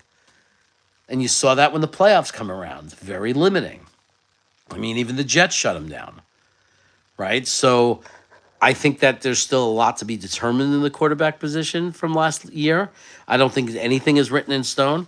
But honestly, I think if you would have taken Caleb Williams and put him on Denver and put Bo Nix on Chicago, nobody would be talking about Bo Nix if he was stuck on the Bears last year. He would have been terrible. And Caleb Williams would be the guy who was good that I'd be saying, I was wrong. I had questions about Caleb Williams. I'd be saying I was wrong because Sean Payton is a freaking offensive genius. He's a genius. And for those, and the reason I'm saying I'm not sold on Bo Nix yet is the same. Look at Mac Jones from the New England Patriots. After his rookie year, he's a star. Everybody was wrong. Everybody that said he wasn't good is wrong. Mac Jones is a star. Oh, my God. Look at his rookie year. He's amazing. Look how efficient he was. Right? And then they changed their system because I forgot somebody left. McDaniels left. They changed their system a little bit. Their scheme changed enough that it was no longer designed to protect Mac Jones. It was no longer guided to protect and make it easy for the quarterback. They actually expect him to play quarterback and be a quarterback and do everything a quarterback has to do. And what happened to Mac Jones? He sucked. I don't know that's the same story as Bo Nix, but it's possible that if he was to play in a different system, that it asked him to do more than play in a system that had lots of design plays and that was built for him to have easy success. I don't know if he can handle it or not, but I will say this. Bo Nix made some plays, some really, really awesome plays that I didn't think he could make. So shout out and respect to Bo Nix. I don't mind being wrong about one. I'm really proud of the fact that I had Jaden Daniels number one quarterback, and he delivered. I definitely had Drake May above Caleb Williams, and I think he clearly so far is better than Caleb Williams, although the jury's not completely out. J.J. McCarthy was beating out Sam Darnold for that job before he got hurt. And I don't know if you were paying attention to it, but they were going nuts in Minnesota. Like, he looked like he was going to be a superstar. So will he come back from the injury? Would he have been really good? Would he have lost his job to Sam Darnold in the end? Don't know any of it. We'll never know. But it is what it is. He did get hurt, and we don't know yet. But I'm okay being wrong about Nix because I was right about other things, and nobody's 100% right all the time, especially with quarterback. The NFL teams can't get it right. The NFL teams are wrong. I mean, 50% of the top 10 quarterbacks, when you pick a quarterback in the top 10, 50% of the time they're a bust. At least. 50% of the time they're a bust. Think about that. That's the best scouts in the world. That's the personnel departments of the NFL that are hiring scouts, executives, people with years of experience. And the best they are is 50%. So even if you're right about Ward, it's 50%. Unless it's a generational guy, unless it's Andrew Luck, unless it's Peyton Manning, unless it's a generational guy, 50%. And I know you're not saying Cam Ward is a generational guy. Because if you do, we can't have a real conversation. Because he's anything but a generational guy. If he's able to develop in the NFL to where he can go through progressions and play at the NFL speed in the backfield, forget about his mobility. We know that's special. He will be a fantastic quarterback in the NFL, which is why I have him as my number one quarterback. If I had to take a quarterback in 2025, it would be Cam Ward. One of the best college players I've seen in a long time. Loved watching him. But the reason I can't take him in the top 10, the reason I don't want to take him now, even if he's there, instead of waiting till next year, is because when I watch his film and I watch him play, you watch the tape, there's no evidence, none at all, that he can play in an NFL system, that he can go that within 2.5 to 3 seconds, 2.7 seconds, go through 2 to 3 progressions, reads and be decisive and make the pass. There just isn't the evidence to me. It's just not there. When I watch, he's throwing usually almost all of his passes are the first read or a check down. Almost every one. Once in a while he's running, but when he's running out of pocket and he makes the completion, it's almost always to a guy that's right in front of him. Well, we've seen Zach Wilson does that. Like everybody does that. So yes, his mobility will extend plays, but you know why? Because at the end of the day, you could win games being mobile, right? Just be with your feet. Like Justin Fields could win football games with just his legs. But when you get into the playoffs, when you get to you're trying to get to the top of the top, everybody knows that's been watching football that at some point you're going to be in a position where you have to score in the final 2 minutes. Somewhere along the line in the playoffs, you're going to have your back against the wall. And mobility is going to mean nothing. You're going to need a quarterback who can drop back and make the passes and make the throws.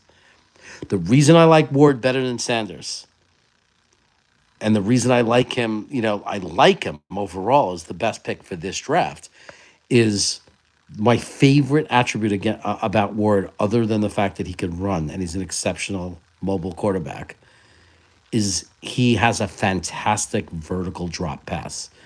From the pocket, he's capable of throwing the ball on the sideline and dropping it into the right shoulder. And it's extraordinary. And I think it's one of the key skills when you talk about arm talent, to be able to do that. Zach Wilson can't do that. Cannot do it. There are many NFL quarterbacks in the NFL right now who cannot do that pass consistently, or it's just luck. But they can't do it predictably. Patrick Mahomes is one of the best at it. Josh Allen obviously can do it. The top quarterbacks, the elite quarterbacks with elite arm talent can make that throw. And then after that, there's not a lot that can consistently. There's not a lot of guys that can consistently throw down the sideline, drop a ball into the right shoulder from the pocket. We just don't see it. So, Ward does that. So I'm not bashing Ward completely.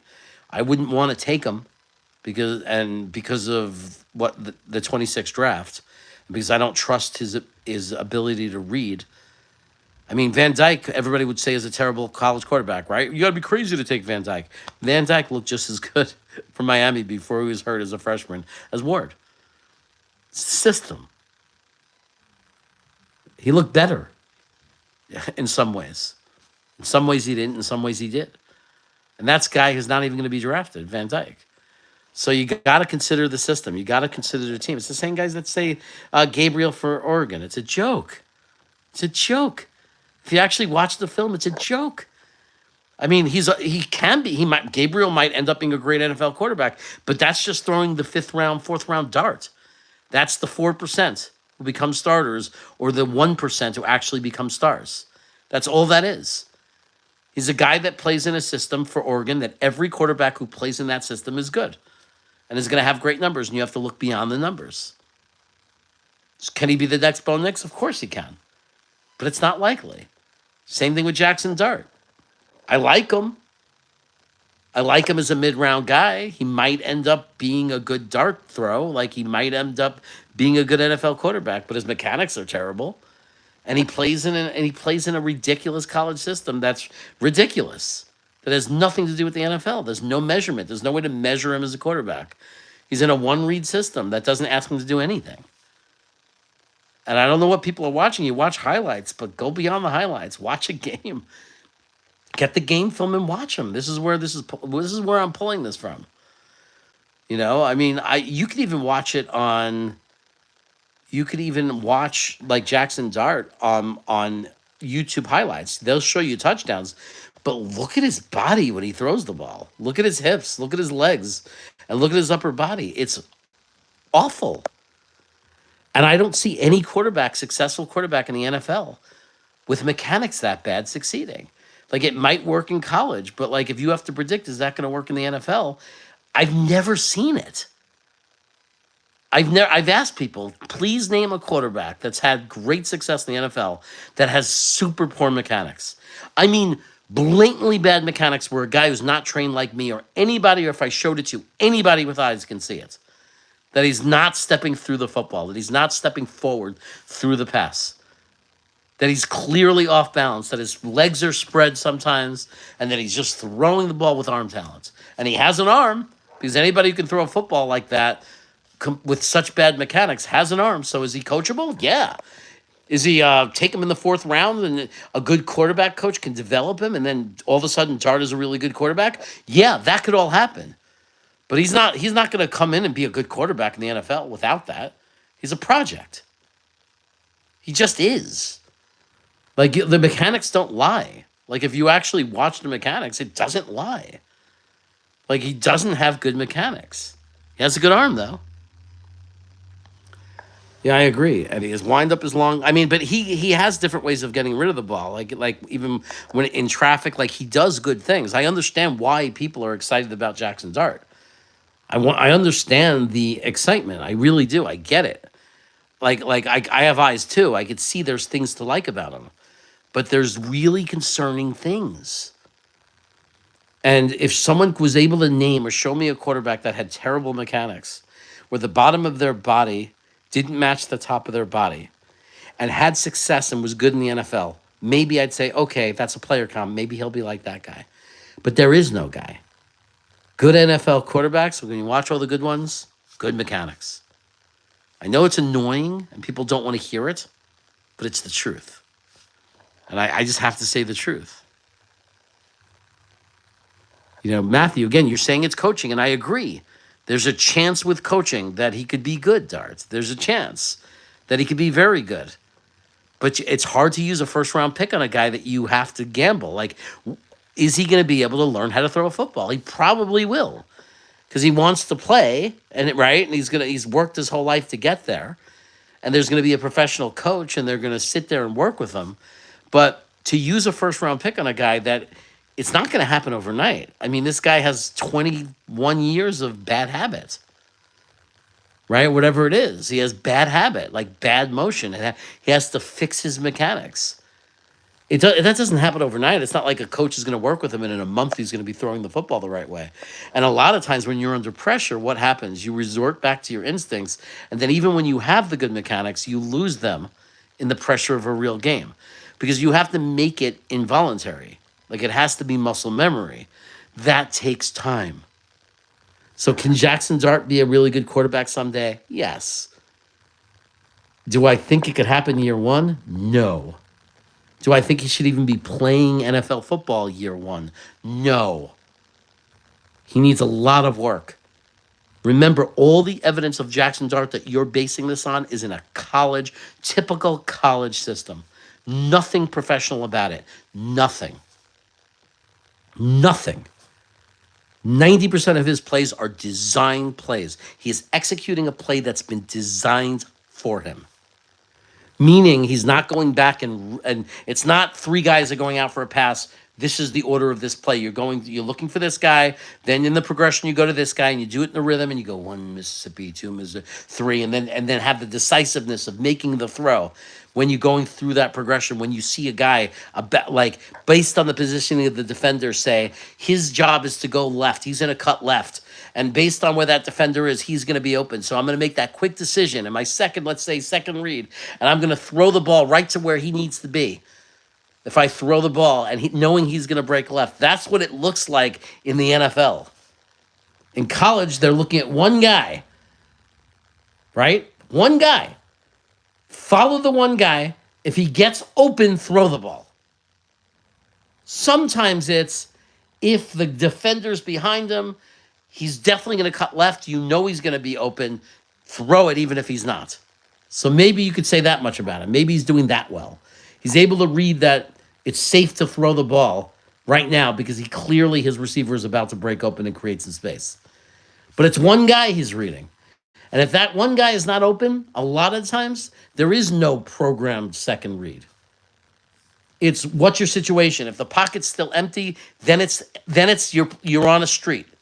You're in Brooklyn on a street and you're just looking for guys to be open. Or you're running for your life to create more space and guys are freelancing and hopefully when you look up there'll be someone in your vision open that you can throw the ball to. All of that is good in college. Cam Ward's great at that. Sanders is great at that. He buys extra time and he does it all the time. A lot of quarterbacks are really good at that. Doesn't work in the NFL consistently. Might have some success. He's going to, again, he's another guy who's going to have to prove.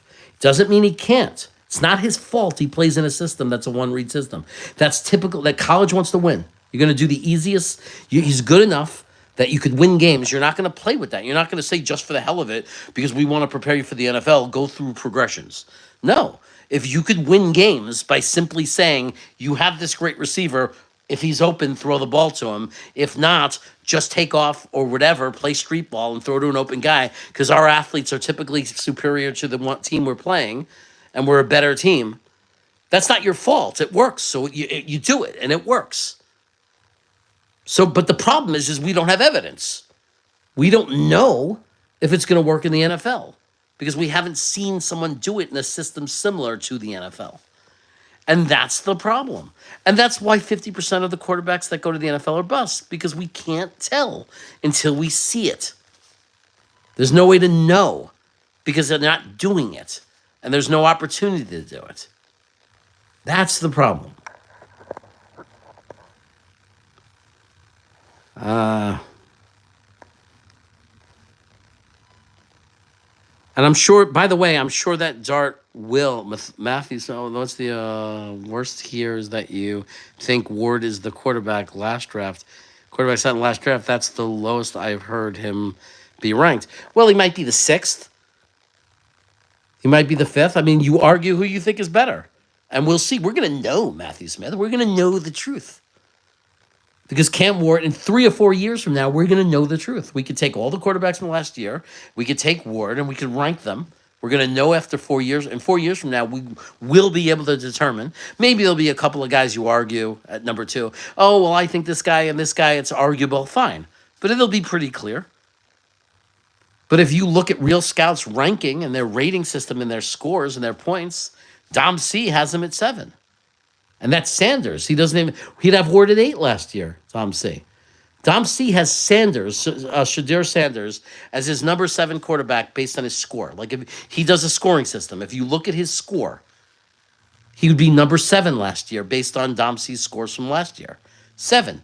I think Ward would be 8. I'm assuming Dom C has him as the second best this year after Sanders, so that would be 8. And I don't even know that for sure because there might be a guy like Bo Nix or someone he had that has a higher score. I don't know. I'm assuming he'd be like 8. So I have him higher than Dom C. And Dom C watches a lot more film than you. He's a trained scout. He went to scouting school. And I disagree with Dom. I have Ward ahead of Sanders. He has Sanders ahead of Ward. So I'm higher on Ward than Dom C is. So what I'm saying is not crazy if you go by somebody who's actually a trained scout. Someone who actually has the training, who went to school for it and passed, who technically can apply for jobs in the NFL as a scout, who we've seen give great information. We're watching his players, we're watching that his takes are really strong. No one's perfect. No scout is perfect. No team is perfect, right? They pick busts all the time. But I think we've seen a lot to respect Dom C. So you have a different opinion than me. That's fine. Maybe you have Ward as the number 4 from like if he was last year. That's fine. The beautiful thing is we're going to know the truth. This is not an opinion that we never have an answer to. Like in a few years, we're going to know. So you have your opinion and I have my opinion. And in a few years, we're going to know how good Ward is. Now, if Ward is great, you could come at me all you want and say you were wrong. And I'll say I was wrong to an extent. Because I also said in this very video, in this very conversation, and that's what's so hard about proving people wrong or being wrong or right, is that I'm not saying that Ward is a bust. I'm not saying that Cam Ward can't be a great NFL quarterback. I'm not. He's my number one pick for this year. At quarterback, he's my number one quarterback this year. I'm saying that, which means I obviously believe there's a chance that he's going to be very good. I'm just telling you what my concerns are and why I would rank him behind those other guys. It's just based on lack of evidence. But lack of evidence doesn't mean that he can't do it. It just means that there's no film of him doing it. So even with Bo Nix, I'll say I'm wrong, but I wasn't really wrong.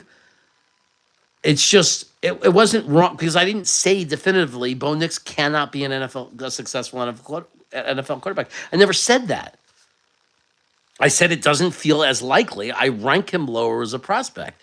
Now, if you year after year are ranking players, and the players you rank higher bust, and the players you rank low, even though you didn't say they couldn't succeed, but if the ones you have ranked lower consistently are doing better than the ones you have ranked higher, you either need to change the way you evaluate, or no one's going to respect you.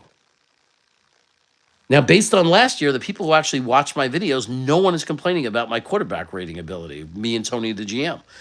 You might not like him. You might not like the way he talks to people. I've had people complain about him in that way. But at the end of the day, if you look at last year, he had a pretty good hit rate. Wasn't perfect, but he had the ranking pretty well. He had it Daniels, May. He had it Daniels, JJ, May,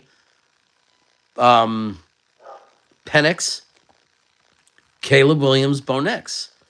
That's the way he had it. And we don't even know he's wrong with where he had Bo Nix yet. We have to wait. Caleb Williams might be better. Give him a year with Ben Johnson and let's see. So we just don't know. We'll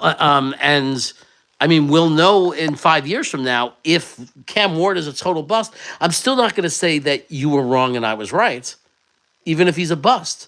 I'll just say, oh, that was why I was concerned about him, because the evidence wasn't there. And when people say what went wrong with Cam Ward, the answer will be nothing went wrong with him. We didn't know if he was able to do something because there was no evidence in his college film that he could. And sadly, it worked out that he couldn't. Or it might work out that he's a superstar. And don't get me wrong, I'm a huge Cam Ward fan. I rooted for Miami this year because of him. So I'm not saying this with any ill intent towards Cam Ward. I watched the Miami games and I rooted for him. And I got excited for him. He's a great college player. He is electric and I like him. But I have to separate that. When I prospect and I do my rankings and evaluate it, I have to release that. I have to let that go. And I have to stick to my rules and my beliefs in how to rank and rate quarterbacks. And when I look at it and I look at the system he was in and the way he played it, I can't rank him above those guys. I can't rank him above guys that showed they can make every pass on the pass route, in the route tree, every throw on the route tree. Guys who showed that they go through progressions. Why do I love Drew Aller? Not because of his completions percentage. Drew Aller looks terrible when you watch him in film sometimes. He looks terrible. He's inaccurate a lot. His numbers aren't nearly as good. But at the same time, you have to understand the situation. He's running an NFL offense. He's not being given a one-read easy system. He's in a running team. When he passes, he drops back, and the receivers are running routes, and he's going through progressions. That is really hard for a 20-year-old kid. He's 20 years old, and he has no wide receivers. He has a tight end, but he has no wide receivers. Terrible wide receivers. Penn State does not have a single wide receiver that will be drafted in the draft. They didn't at any level. They didn't have a senior, junior, sophomore. They had no wide receiver playing for him. Right? So you have to look at situation. And then when I look at the throws that Drew Aller makes, when he does have a receiver open, or even when he doesn't, but he has no choice, he also has NFL draftable plays. That's what we call them. Throws that are, oh my God, only NFL quarterbacks are capable of making that throw. So I understand why people might hate Drew Aller as a prospect. And I think he's making a terrible mistake staying in Penn State. Unless they get transferred through the transfer portal, get him some receivers, he's making a terrible mistake. He should get the hell out of Penn State. and go in the transfer portal because they're not giving him receivers. And he's forced every pass he throws is in tight coverage because he doesn't have receivers. And Tyler Warren, as good as he is, was tight coverage because he's not a space creator. Tyler Warren, sometimes he creates space, but if you watch, a lot of the passes to Tyler Warren were in tight space. He was well covered because he's not super fast, but he's got great hands and he's super strong and he can he's a great athlete. But that's not easy on a quarterback when your only target is a tight end and there's no daylight. Like, it's not wide open. He's NFL open. He's only a half a step and you have to fire it in there. That's what the impressive thing to me about Drew Aller, that he's playing in a situation where that's evidence that when he goes to the NFL, he's going to be able, like he's at least seen that kind of reality where he's not throwing to superior athletes that are wide open. That's the difference. Yeah, I mean, look, these quarterbacks look great every year from Ohio State and Oregon, but they're throwing to wide receivers who are wide open. So I don't know how you can tell if they're going to be good in the NFL or not. We'll have it ranked higher than Drew Aller. He goes, yeah, well, I mean, look, that we can't disagree more on that. Will Howard couldn't lace Drew Aller's shoes. Will Howard's going to be a terrible NFL quarterback, and everybody's going to, and maybe people will start to understand. There's 50 quarterbacks in college football that would have been just as successful as Will Howard if they were playing in that system. He is the top 3 quarterback in college football to throw turnover passes, like high risk, like interceptable passes. It didn't happen because he's throwing to superior athletes, inferior competition. But there's a nerd statistic out there that looks at throws that in the NFL would have been interceptions. Will Howard was number 3 in the country. So he's projected, and these are nerd stats that are actually real and get pretty much proven. This is how scouts make their determinations. He's the kind of guy that'll throw. If you gave Will Howard a full season in the NFL, open offense, and really just let him run an NFL offense, he's going to throw 20 to 25 interceptions based on his college performances. So that's what you have to understand about Will Howard. But in college, he gets away with it because he has superior athletes. And his numbers look great. And he also makes some great plays, and he's really good. Like, great composure. So, again, I'm wrong to say that he's definitely not going to be successful in the NFL. He might be a great player in the NFL, but he's going to need serious coaching. And he's going to have to stop throwing those shitty passes, like those bad decision passes, because he makes terrible decisions. Terrible. But to your argument, so does Drew Aller. I think Drew Aller makes terrible decisions. But I think Drew Aller is pressing because he doesn't have receivers. If you put Drew Aller on Ohio State, oh my God. Can you imagine Drew Aller throwing to open receivers? He never gets to do that. All of his completions are hard-earned to tightly covered receivers where he has to perfectly get the ball in there. Can you imagine him in Ohio State?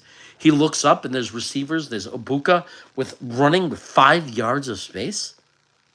Yeah, I mean, it would be pretty. I mean, you got to do that in your head. You got to imagine moving these guys around into different situations and saying, well, how would they do?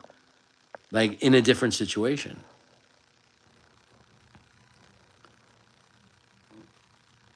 Yeah, I know you think that's BS, Swampy, but I'm sorry, I just disagree. I watched the film, and it's just not true what you're saying. It's nothing I'm saying is bullshit. Like there is a statistic. I don't know where I could guide you to it. I mean, I wouldn't lie. Tom C pulled it out. I mean, it's a real statistic that's done that he throws more he's top 3 in college football in interceptable passes. It's just the truth. He doesn't play under a lot of pressure. Yeah, he's not tested that much in pressure. He plays for a superior team. He has most of the time he's playing in a clean pocket, and he has excellent receivers. But, there's no point in getting mad. 3 or 4 years, we'll know the truth. If Will Howard is explodes and he's a starting quarterback, I'll say he doesn't even have to be great. If Will Howard is a good starting quarterback in the NFL, you win. You win. If Cam Ward and Will Howard are really good players, and the guys I like, Cam Ward sucks, and if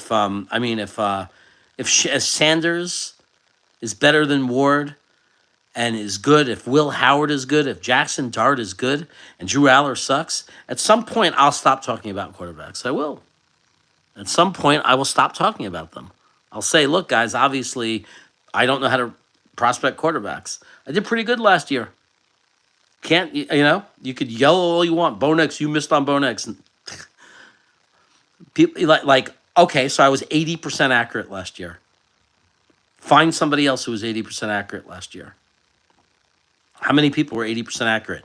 Everybody I know, 90% of everybody that was out there, with no question, with Caleb Williams was the no doubt number one quarterback in last year's draft. 90%. It was no doubt. How'd it turn out so far? We don't know. We'll wait 3 more years. But you love Will Howard? Go ahead and love Will Howard. There's a reason why he's not projected as a first rounder. Think about that. Why? You think the scouts don't see the same thing you do? They see more. They look at the film. Like, why isn't Will Howard projected to be above Ward, Sanders and Ward if he's so good? Like, why isn't he a top 10 projected quarterback? Like, why? Like, you just can't. You're looking at his performance in college football. You have to consider the situation. You have to consider the competition. You have to consider who he's playing with. You have to watch him play.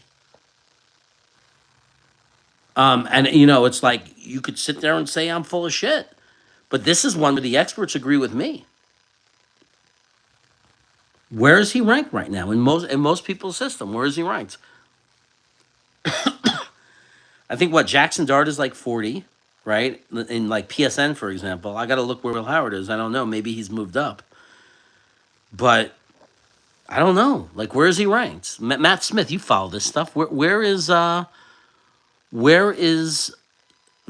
Howard ranked? Not overall as quarterback, but in the draft. Where is he projected to be drafted? What round? And that could change, and Will Howard might end up being a first-round projection because everyone's so excited about him playing well in the playoffs. But I'm not going to I'm not going to base my evaluation of Will Howard on 2 playoff games. It might help me a little bit. If I said 3rd or 4th round, I might say 3rd round. Did really good in the playoffs. That's going to turn some heads against elite competition. Fine. But it's not going to completely change his evaluation. I just want to see you disagree with Tony. I do disagree with Tony. I do. I'm not as high on Drew Aller as Tony. Tony has Drew Aller as like a freaking franchise, as a generational quarterback, thinking that he should be number 1. We should trade up for him. I don't even think Drew Aller should be in the draft. Like, I'm happy he stayed in college. I think he should go to a better college. But I don't think he was ready to be an NFL quarterback. I think he's like terribly inaccurate, terribly inconsistent. I do agree that he makes these crazy freaking NFL passes. He really likes Tyler Shaw or whatever this year. I think Tyler Shaw is okay. I mean, I think he's a normal 4th, 5th round throw of darts, but Tony seems to be more and more up on him that he's better than all these guys you guys are talking about. I don't agree with him on that. He thinks Herndon Hooker is good still and not getting a fair shake. I don't agree on that. When I see a team go out and get themselves a veteran quarterback before the playoffs in Bridgewater and immediately move him above Herndon Hooker in their system, like to quarterback 2, that tells me that they have no confidence in Hooker as a quarterback, and he hasn't been good. He hasn't earned their confidence. So I disagree with him there. So I do have disagreements with I do have disagreements with Tony. But I do think Tony points out a lot and makes a lot of good points and points a lot of things out. But understand, that's his show. I'm just driving for him. That's his show. At the end of the day, I don't know if his ranking will look the same as mine. You're in here for the drama? Slough has potential. I think Slough did some good things that makes him a good draft pick in the middle to late rounds. Oh, I didn't even know that Tony hates Howard. I had no idea that he hates Howard. Will Howard. But it makes sense. I mean, we have a lot of Obviously, I picked up some of the things that he says. So we have some of the same standards in how we rate quarterbacks. So it's not completely unusual that we would agree. Slough was the best quarterback at the Senior Bowl for 2 of the 3 days. Like, he was clearly the best quarterback in the practices at the Senior Bowl. So I'll say that. I just don't want to talk about quarterback in 2025 because I'm just not a fan of this class. This is just not a good quarterback class, in my opinion. And I'm just not interested. I'm not interested in taking one. I don't know. Like, if Rodgers comes back, we're not taking him. If Rodgers comes back, Tyrod Taylor's under contract. And we have a kid that we took in the 5th round from Florida that we waited a whole year to get healthy. So how can we pick a quarterback? You're going to cut Jordan Travis? You're going to cut him? He hasn't played it down for us. We drafted him. Half the fan base loved the pick. He was a guy who got hurt, who people swear would have been a 2nd or 3rd round pick in the NFL draft. We get him, and then we're just going to cut him? Because we're not going to cut him, and we're not going to eat the dead cap hit of Tyrod Taylor. Like, it's a $9 million salary that we'd have to eat. We're not going to do that. If Rodgers comes back, we don't have room for a middle round quarterback. Like, we literally don't have the room. Like, we can't do it. We physically can't do it.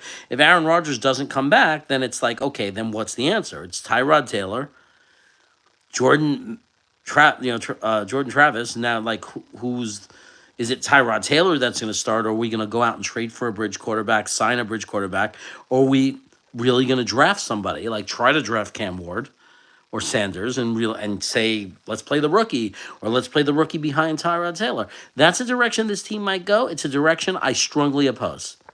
Because the second you take one of those guys, the second you do that, drafting a quarterback next year is off the table.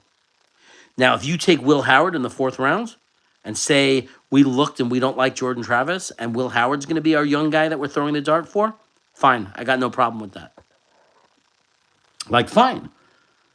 You guys are looking. You made your decision. That's fine. Or if you do that with Tyler Shout, okay, fine. If it's Jackson Darts, I don't think he'd be there in the 3rd or 4th round or the 4th round or whatever, but fine. Now, if you use your 2nd round pick for Jackson Dart, you're killing this team. You're killing us. You are putting like if he doesn't pan out to be a good starting quarterback, you have put a freaking arrow through our heart. Because we have so many needs, and you're stopping us from building a team by throwing a dart on a quarterback, by throwing a dart on darts. It just doesn't make sense to me. Howard will go to Brady in the 2nd round. That would be interesting. I never think 2nd round pick. I think this year we need our 2nd round pick, and it's a higher pick. I think if a team with a mid to late round of the 2nd round pick took Will Howard, I wouldn't laugh at them. I'd be like, okay, they're taking a shot. They must really like him. Their scouts know more than me, right? Not something I would do, but I'm not going to be one of these people that say they're nuts, they're crazy. What do I know? I'm a guy with an opinion. People don't seem to understand that. I'm not putting it out there like as an official thing. Like, I'm a nobody. I'm just a guy. Just a guy with an opinion. It means nothing that I say it. Like, I think Swamp left. I think he got upset at me. Just for simply disagreeing and not liking a player he likes. Like, if that's true, that's kind of, I don't know what you want from me. Like, if you're watching the show to hear me agree with you on every single take, I don't know what to tell you. We're not going to agree on everything. Especially if we're going to talk about prospects. People have their favorites. I just tell you how I make my determinations. Like, I'm just sharing my how. Like, and I'm sorry, I'm not accusing any one person of this, but the reality is 90% of the people out there that their takes on quarterback has nothing to do with film, has nothing to do with them knowing how to analyze the quarterbacks or anything, and I'm not saying I'm great at it, but 90% are just on hype because you saw a highlight film, or your friend told you, or you read it somewhere. That's 90% of people's projections on players. Shit you're hearing that has nothing to do with your own opinion, that people sell you on. I mean, there are people out there that repeat the things I say because for some reason they seem to think I know what I'm talking about. Or they listen to Tony the GM, or they listen to Dom C. But the reality is very few people are doing it based on their own analysis. Everyone says they do, yet we know that's not true. We know that's not true. Like I doubt more than 2% of football fans pay money and have access to all 22 film and scout and prospect players. I believe maybe 20% to 30% actually watch lots of highlight reels and base it on that.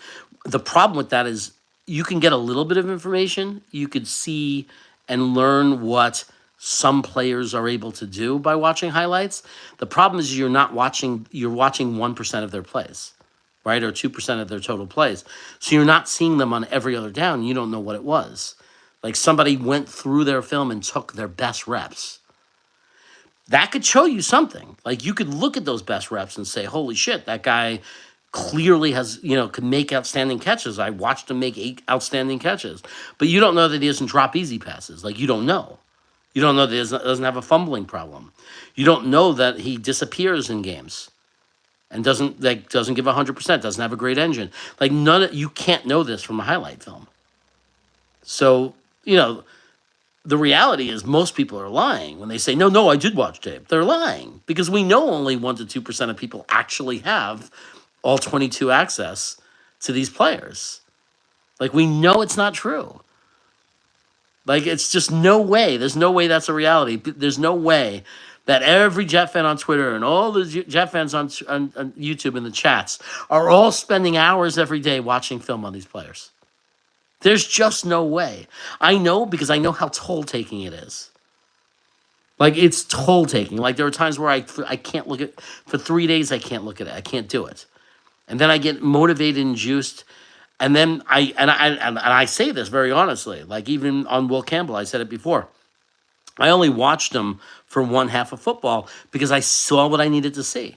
But I will also admit he could have been having a horrible day or a horrible game.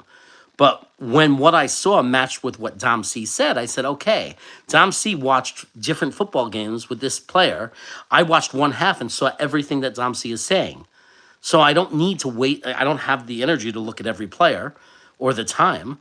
So I made the determination, well, if I take a random game and I'm seeing everything a scout I respect saw, and I'm seeing it with my eyes, my untrained eyes, I'm good.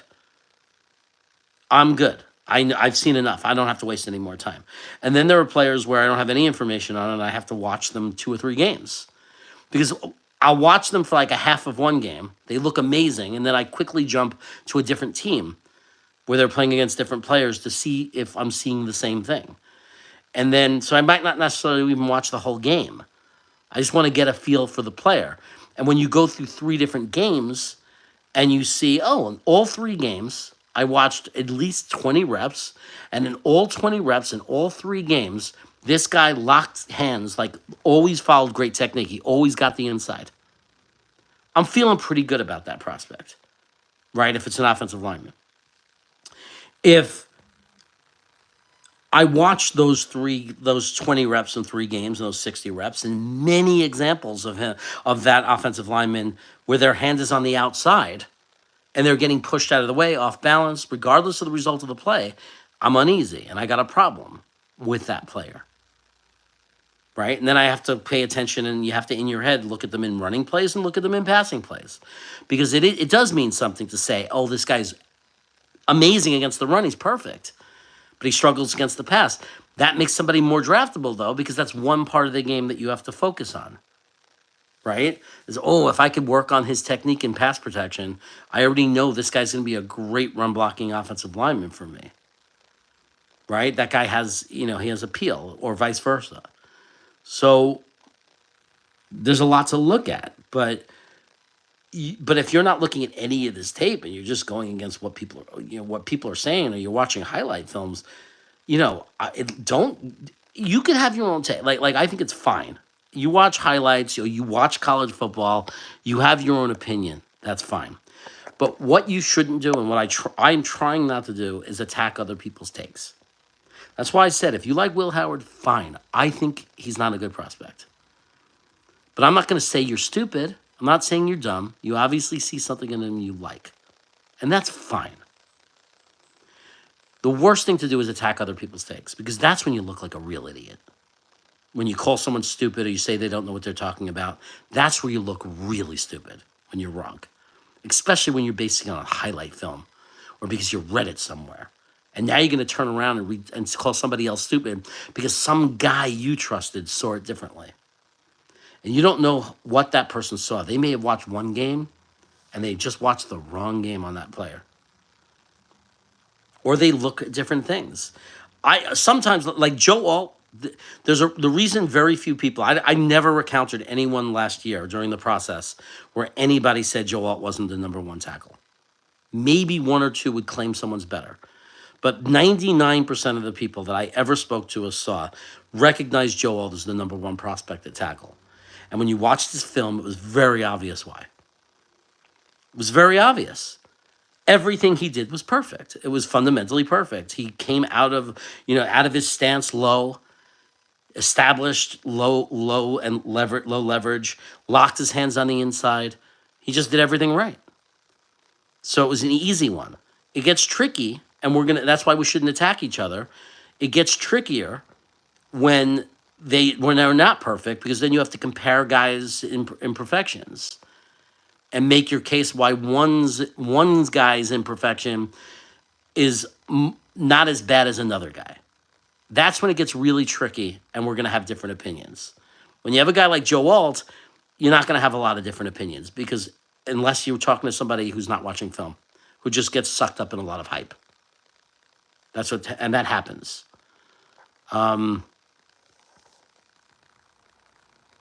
Why I spew of so few takes? Because the ones I do live I've actually formed. That's good, Like, you need to believe in the takes that you form, and you shouldn't trust just other people. You gotta look for yourself.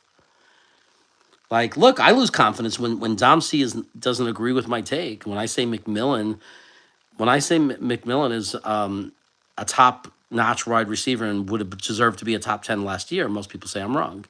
And they say it's a bad year, and I don't agree. Like, that's my take, but at least they're my eyes. I watched film on them. At least they're my eyes. I'm not basing it on something I read. I'm not basing it on what someone told me. I agree that Dom C pointed something out to me, that McMillan doesn't have a lot of evidence on. He played slot a lot, so he's concerned that the reason he played slot was because he has trouble getting out off the line of scrimmage. But there's also the possibility that he played slot a lot because it worked. And it doesn't mean that he can't get off the line of scrimmage, because there's not tape showing him not being able to get off the line of scrimmage. But he doesn't look elite at it. I don't think that's enough for me not to love him. I say, okay, there might be some challenges of him getting off the line of scrimmage right away, but every other part of his game I think is elite. I think his hands are elite. The strength of his hands at the point of contact are elite. His route running is great. The catches he makes are great. His contested ability, the ability to jump up, his athleticism, tracking the ball, all those things, I believe, my personal opinion, he's elite. And I think he's going to be a very special player.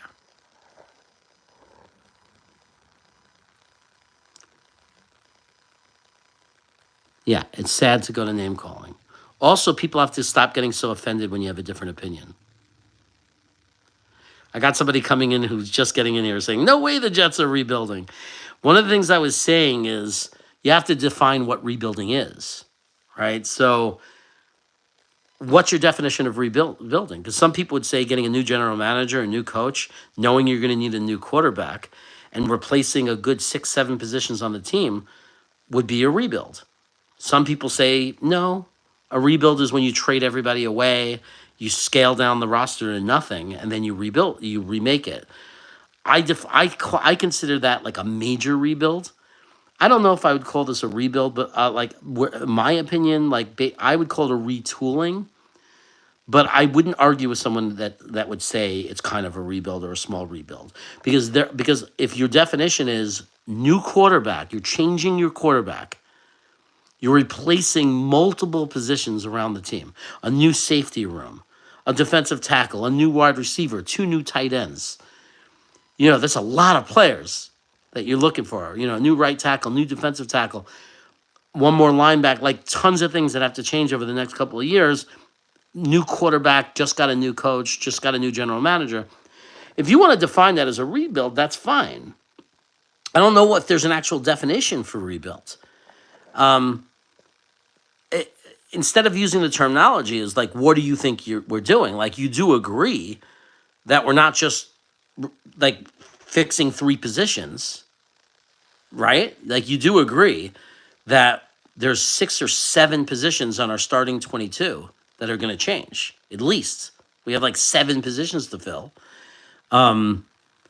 And you may agree we do have a new coach and we do have a new GM, so we're completely changing our scheme and the way, our entire strategy and the way we draft players and the way we might, like, the philosophy on how we're going to build the team moving forward. Like, it's a lot of change. Some people would say it's a rebuild. Some people would, again, the only thing that would qualify as a rebuild in some people's mind, which is okay, is what we did in 2020, where we really got rid of everyone, right? We didn't sign Marcus May. Jamal Adams was traded. Like, we stripped it down. The only 3 real players we kept were Mims, Becton, Quinnen Williams obviously stayed, Marcus May, Becton, and Mims. And then Marcus May got hurt, and then he was gone forever. And Becton and Mims didn't really work out. And then Quinnen Williams was the only one that stayed and got re-signed to a second contract. But that was a rebuild, right? Nobody argues that. This is definitely not that. There's a lot more core players we're building around on this team. But there are some people that would say it's enough change to call it a rebuild. And I think it really comes down to context and the way you define the word rebuild. Trading of assets is a rebuild. Okay, so that's your adding to existing assets rebuild. Oh, but is that an official definition, or is that your definition? That's the question. If it's an official definition, fine. I'm not going to argue with you. I don't know. If it's your definition, I'm not going to argue. Like, I totally respect that definition. I kind of think of it the same way too. I'm kind of on your page, but I don't want to say something that's not true. Like, I kind of agree. It's hard for me to call it a rebuild or a full rebuild when if you were here in 2020, like, that felt much more because we traded Jamal Adams, like you're saying. To me, like, if we traded Q and Breece Hall, or if we traded Garrett Wilson and Quinnen Williams, if we did that, then I'd start to make an argument that I think it looks like a rebuild. Like, if you start trading away the assets. But if we hold on to all these young guys and try to retain as many of them as we can, it's clearly not a rebuild. We're trying to retool. We're trying to add on to what the core that we have. Did the Bills rebuild last year because they had like 8 new starters? That's a good argument. I guess no. Same coach, right? Same quarterback. So yeah. I mean, that's a good point.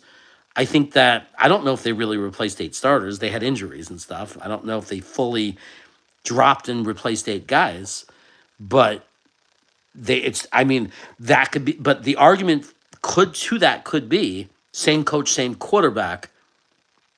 Replacing and changing some players around them is not a rebuild. It's a retool. Okay. I don't know if the Jets are the same situation. I think the difference is that we are looking for a new quarterback. We have a new coach and a new GM. So I think it could be argued that that's the difference. It could be argued. I'm not arguing it. I'm saying it's a valid argument, in my opinion. If someone says, yeah, but we're getting a brand new coach, new schemes, new GM, I think of it as a major retooling. Like, if you were holding a gun to my head. Well, Matt, you're saying it's more from a roster standpoint. That's your take on it. Is there an official definition? A lot of people would say when you fire your coach, fire your GM, you're rebuilding. You're cleaning out the entire front office to bring in somebody, to bring in new systems, new coaches, some new players. And I'm not agreeing with that. Because if we don't trade I think of a rebuild as when you trade your top talent for draft picks, when you throw away the next year, where you say, screw 2025, let's trade some of these guys, let's get draft picks, and let's start over. That's a rebuild to me. So I'm not going to argue because I agree with you. But I don't know if there's an official definition. I just don't want to attack people for having a different take. I'm saying if somebody says, Jeremy, I disagree, it's a rebuild because we changed, which we don't have our quarterback. We're getting a brand new coach, brand new systems, brand new GM, lots of positions we need. It's the same as a rebuild in my, whatever. I'm going to say, okay, whatever. It's not my opinion. My opinion is it's a major retooling. I'm not going to just say retool. It's a major retool.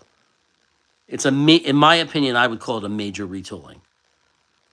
But that could change if we start trading our stars or our best players. It's a rebuild, no matter what you say. I'm right. Everyone else is wrong. Guys, I got to go. Shit, I got an intake soon. Damn it. All right. Man, I meant to go on for 30 minutes, and it's been 125 minutes. It's ridiculous. Later, everyone. Gotta go. Take care. Thanks for being here. Love you guys. Wild Wave, you're the best. Dano, you're the best. Eddie, you're the best. Matthew Smith, even though you disagree with me on Cam Ward, you're the best. Eddie McGuire, you're the best. Joe, you're the best. The best. The best. That's what I'm saying. A1, you're the best. Caden, you're the best. Did I get everybody? It's hard, man. You see, I could barely see the chat, so I think I got most of you that have been around. Thanks for supporting, guys. By the way, I'm going to be launching a new show on Sunday nights. Look for it. 8 p.m. Sunday nights. I don't know when it's going to start, but I'm going to be doing an interview show where I'm interviewing different content providers, Jet content providers, but also content providers from around the NFL. Take care, everyone.